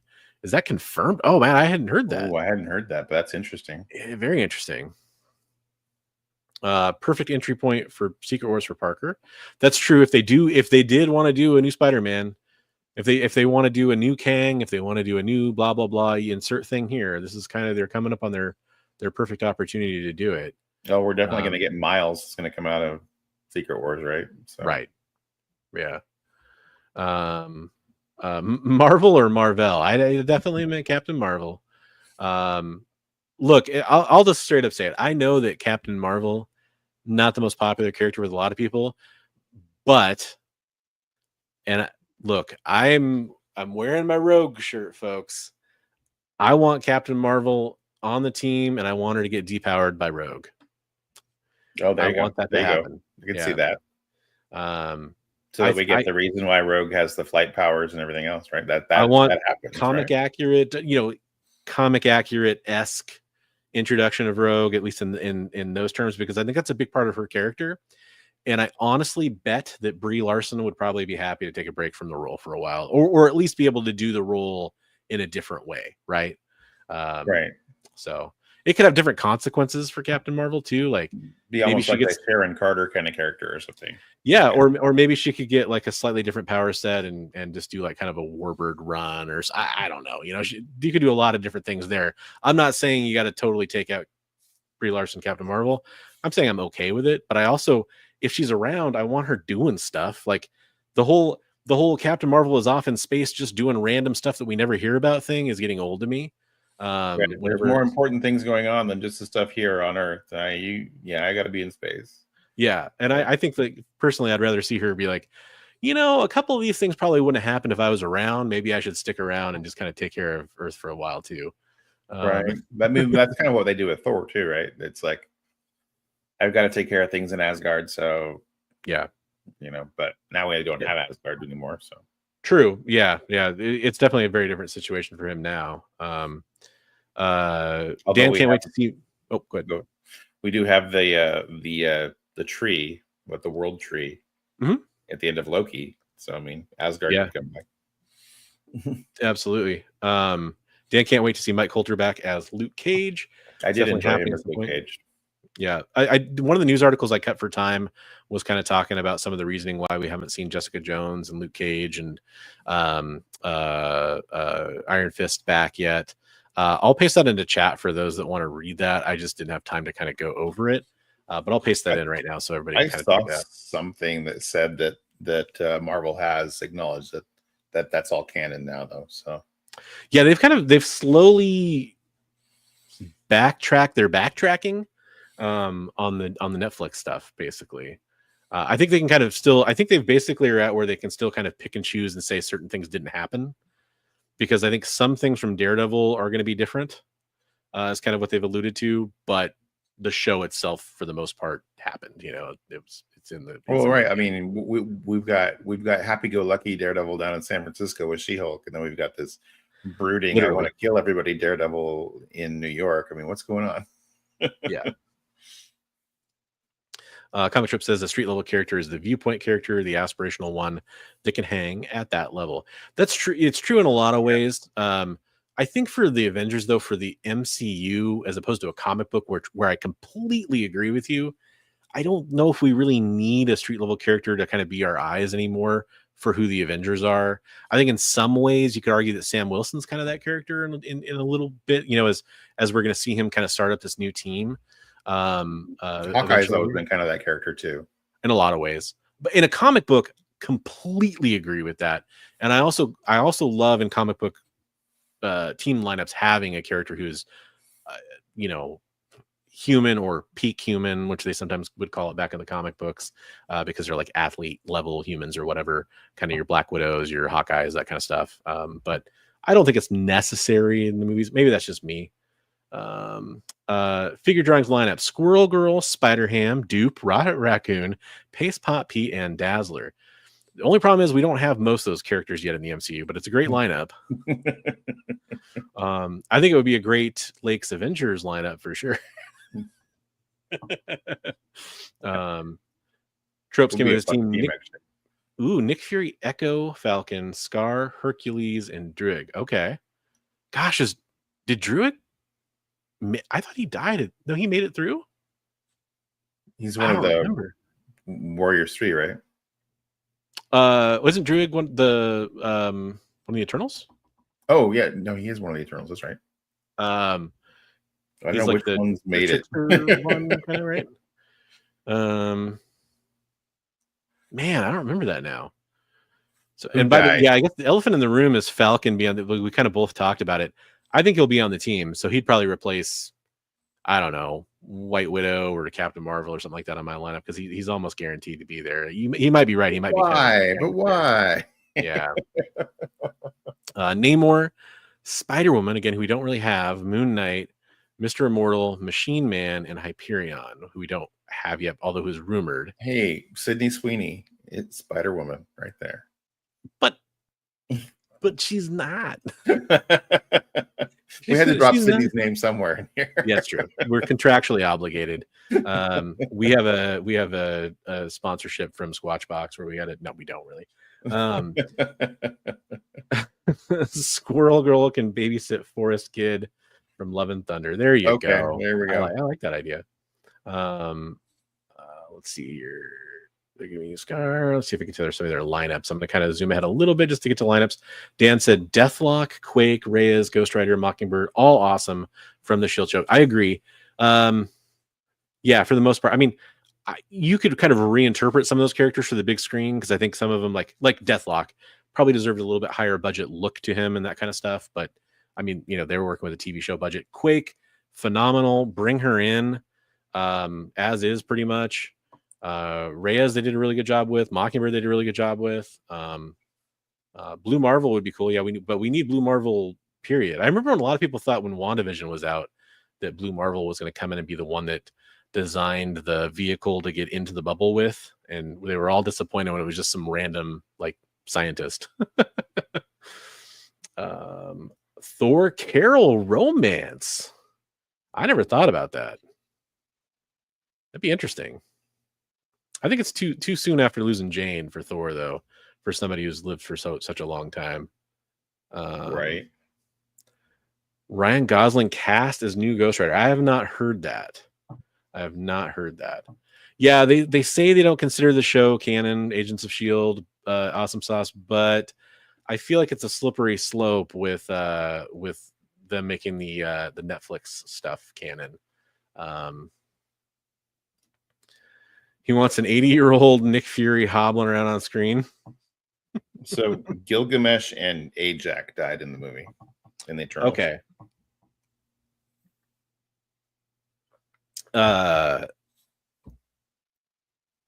Wait, did Icarus die too?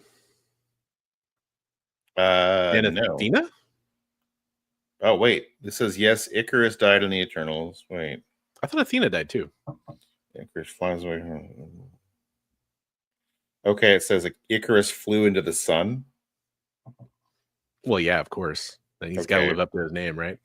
Did we actually see him die, though? Yeah, well, there's also that, too. Yeah, this says, so, yeah. Officially, Gilgamesh and Ajak are confirmed dead. Have a good night, Crom.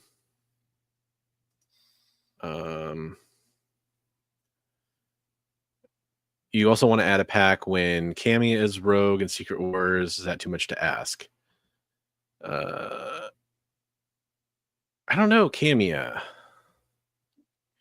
I don't know if that's a text-to-speech thing, maybe, or am I missing a character that I should know there? There's a text-to-speech thing. Add a pack.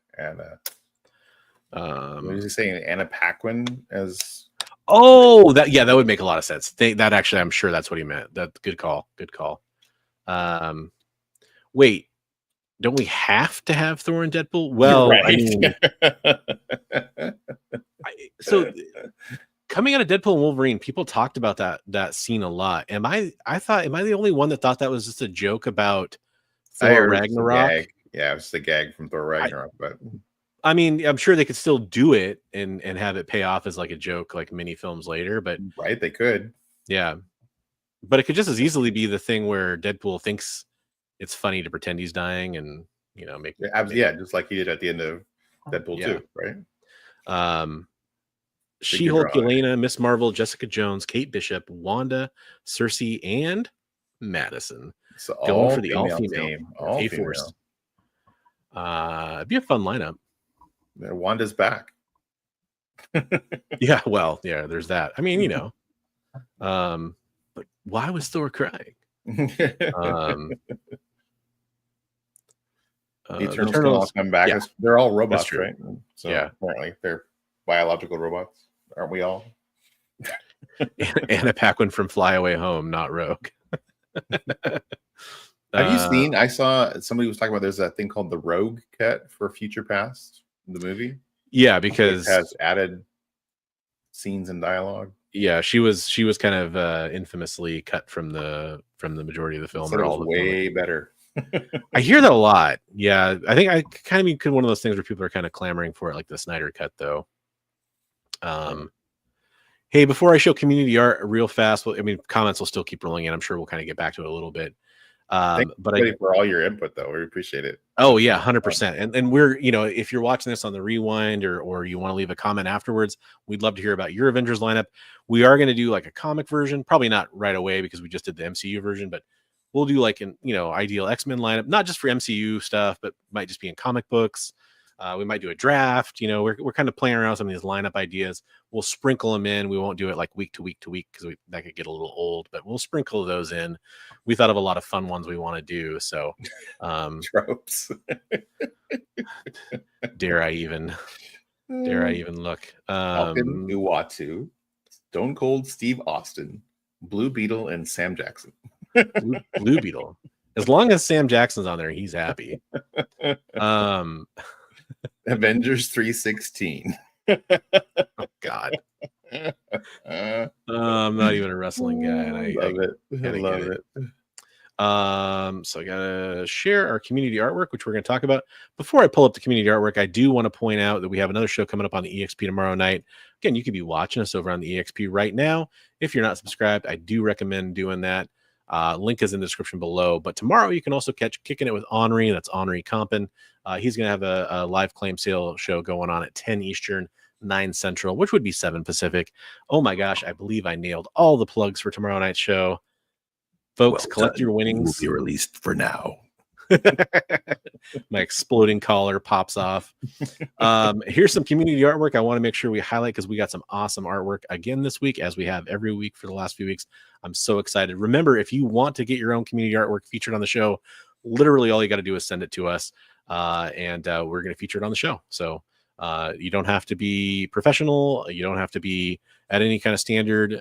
You just have to want to share your artwork. And I've actually had some new people telling me that they are picking up a pencil and paper to draw for the first time. Yes. Inspired working by what we're doing. So that's really cool. It's working. I should mention real fast, since I'm showing the artwork here, this is Roscoe's artwork. We always love Roscoe sharing his love. Yeah. Got the super turtle punch here going on. I always mix them up. This is Rocksteady, right? No, this is Bebop. That's Bebop. Shoot. Right? Yeah, it's Bebop. Rocksteady is the Rhino, right? Yeah, he freaking killed Bebop, man. Like, there's X's on the eyes. That means he's dead.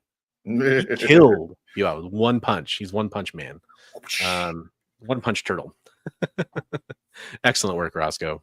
That's beautiful. Hey, I don't know if Noran's still in the chat, but he was definitely in here for a good chunk of the show. We appreciate that. Rad Art and Comics. This is aka Noran Rad doing an really awesome mirror here. Very cool. I like that a lot. Good use of color on her costume too.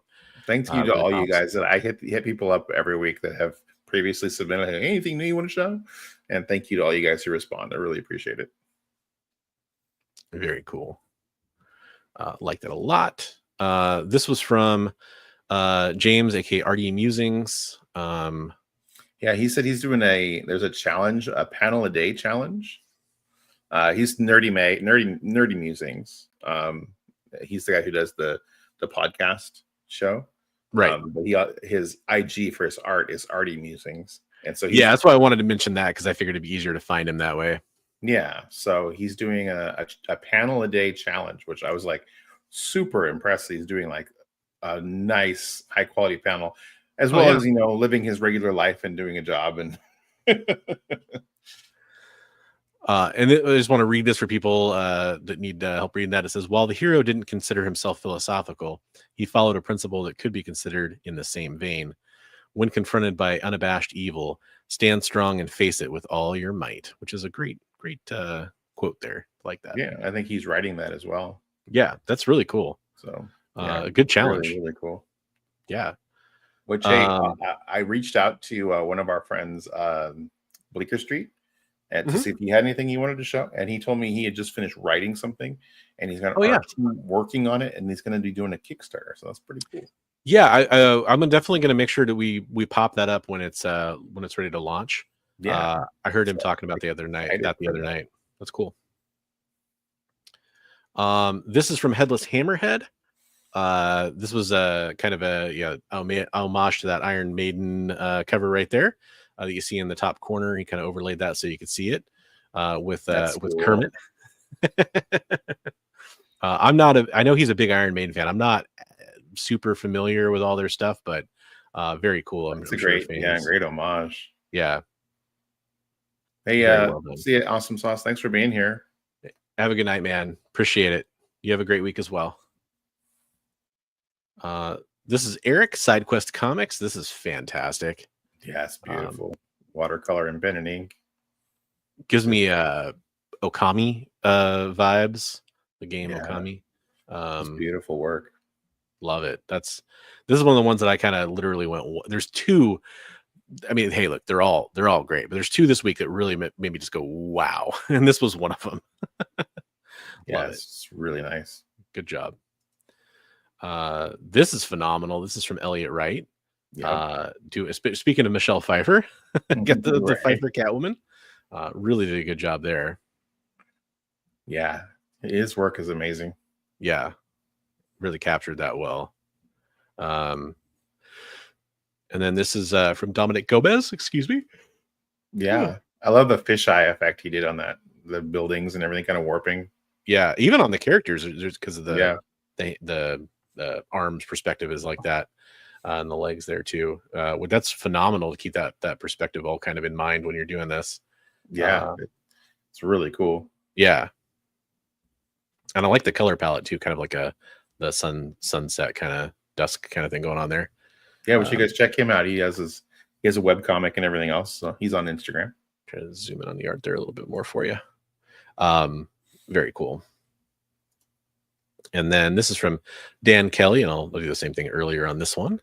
Dan did a sketch cover for us, by the way, and some donations for Heroes, as well as many of the people that we feature here. But I just, since first piece of art in a while we'd featured his, I wanted to shout him out for that reason as well. But kind of got a classic X-Men 1 homage kind of thing going on here. Yeah, very cool. Yeah, nice. I really like the Colossus. Colossus is really cool. Stands out.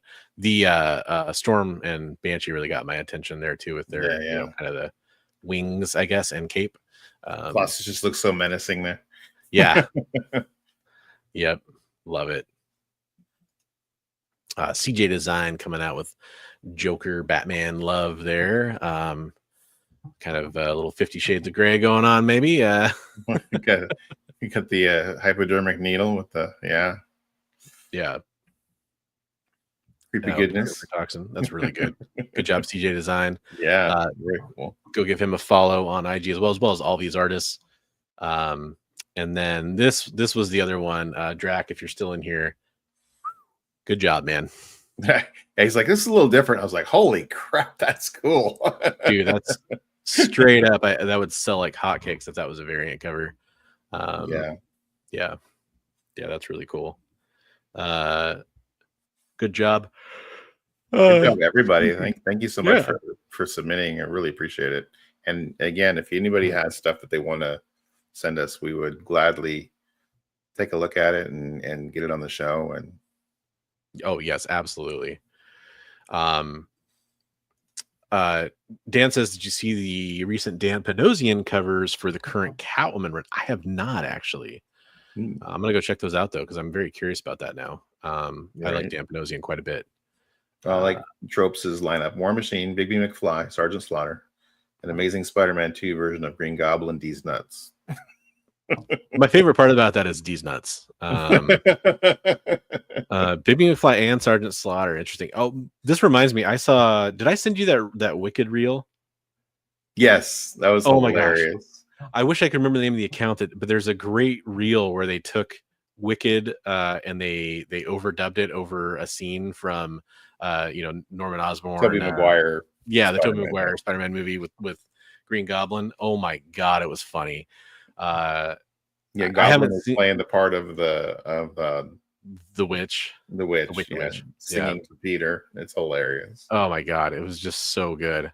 And I haven't seen Wicked, and I still thought it was hilarious. But Oh, you haven't seen it yet? It was pretty good. no, I do actually want to watch it, but it's one of those ones that with my wife and daughter, I think they're kind of waiting for the right time to watch. We've been watching the Lord of the Rings extended movies and stuff like that. They take forever to get through, so that'll be next for us when we go to watch something. I think Yeah, I think either your that daughter will or really enjoy it. Harold and the Purple Crayon is probably the other one that might be on our list. Oh yeah, I haven't seen that one yet. That one looks pretty good though. Yeah. 50 Shades of Grey. I love it. Oh man, that's a good one. Yeah, boy, I should have brought as many lineups as I brought. I should have brought a joke lineup too. But I didn't think of one. We don't have our official topic picked out for next week. So I want to use this as a good reminder to let everybody know that we do love topic ideas. Some ideas we've had and we've shared with you have come from not necessarily formal suggestions, but from the chat, things we've talked about. But if you have suggestions, you drop it in the live chat, throw it into a comment down below as you're watching the video. Hey, why don't you guys do this kind of lineup? Or, one thing we've talked about doing is some creator kind of highlights or retrospectives on their career, kind of highlighting some of our favorite things from certain artists or writers.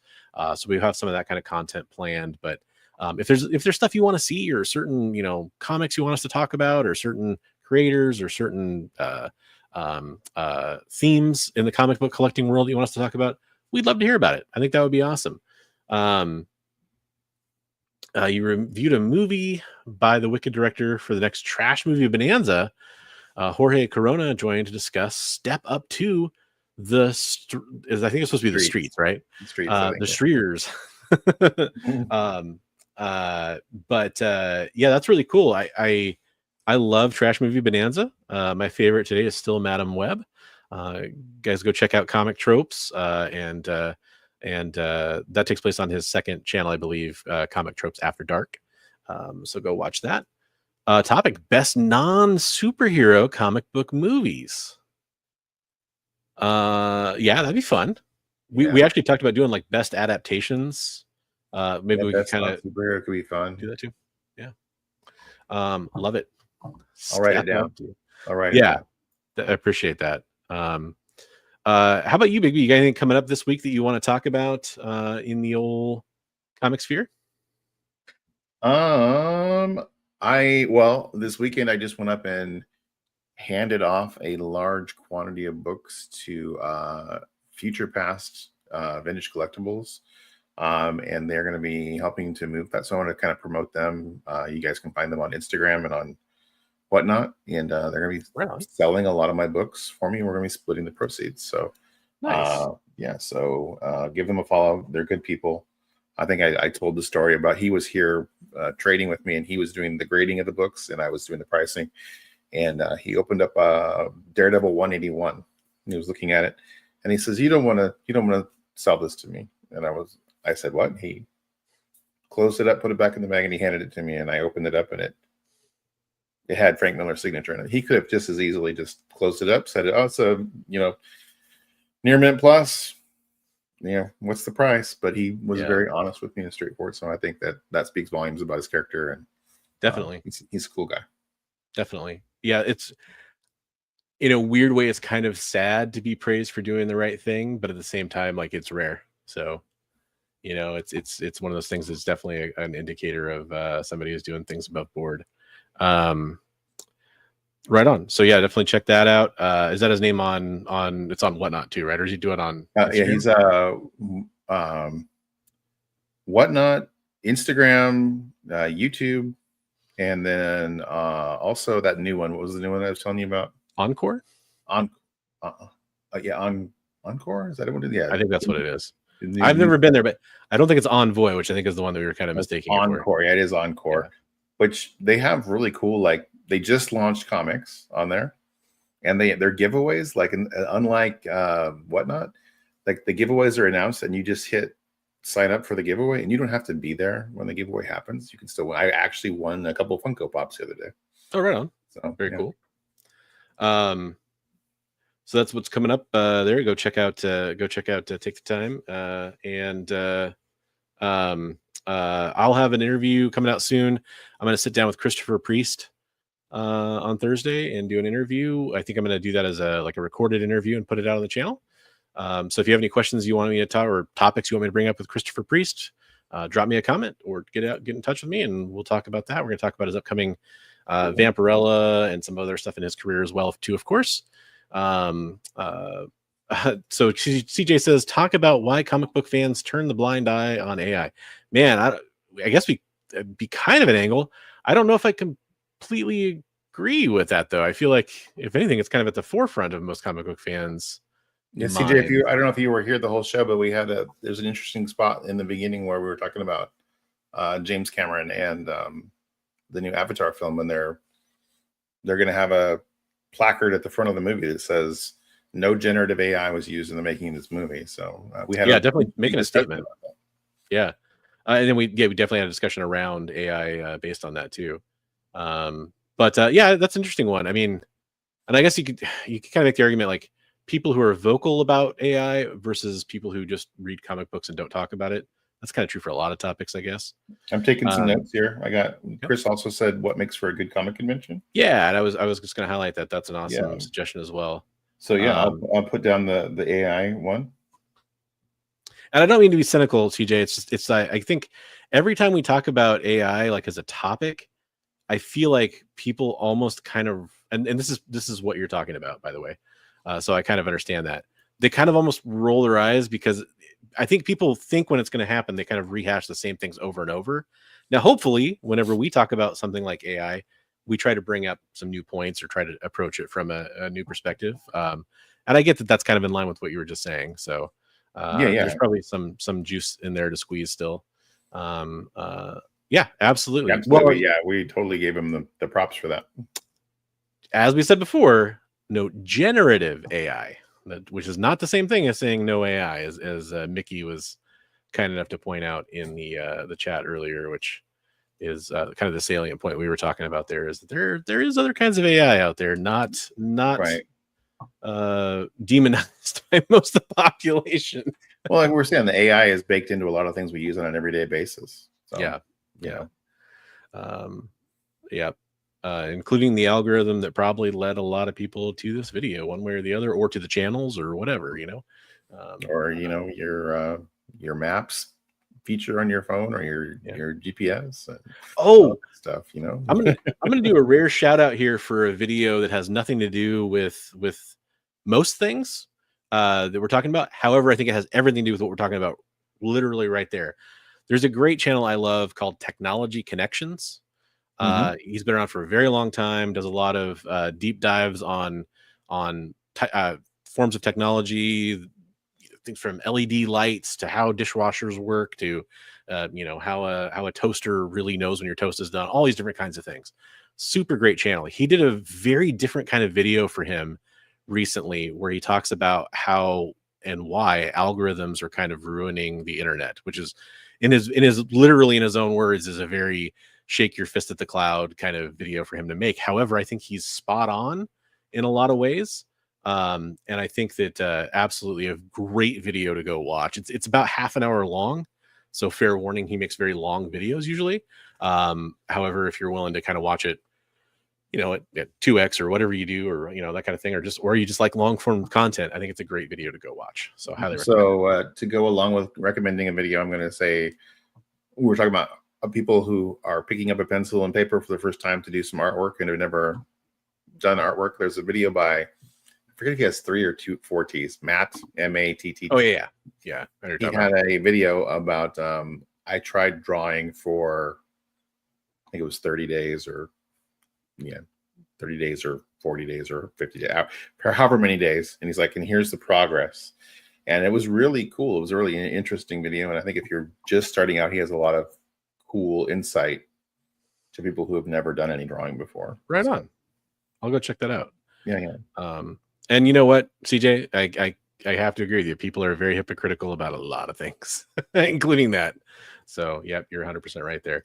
Okay, final parting lineup, and then we're out. Comic Trope says Falcon, Aunt May, her corpse, Happy Hogan, Moon Knight, and Morbius. So are we getting like some Marvel Zombies DNA in here with Aunt May's corpse? I hope so. I hope so.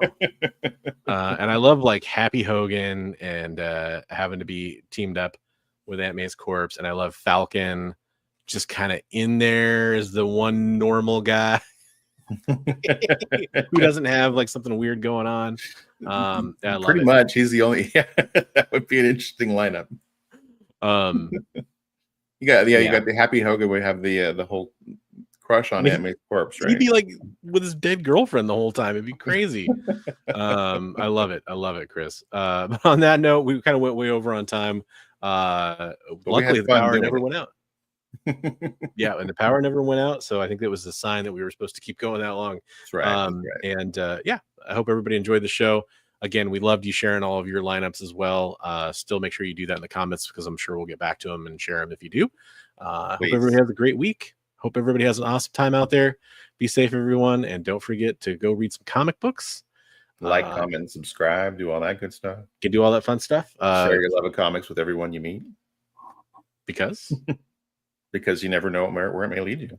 Exactly. It might lead you to hang out with a bunch of cool people like we got to do tonight. Exactly. A lot of great people in the chat, and we always appreciate the chat. So thank you so much, everybody. All right. Have a great night, everybody. Catch you on the next one. Peace.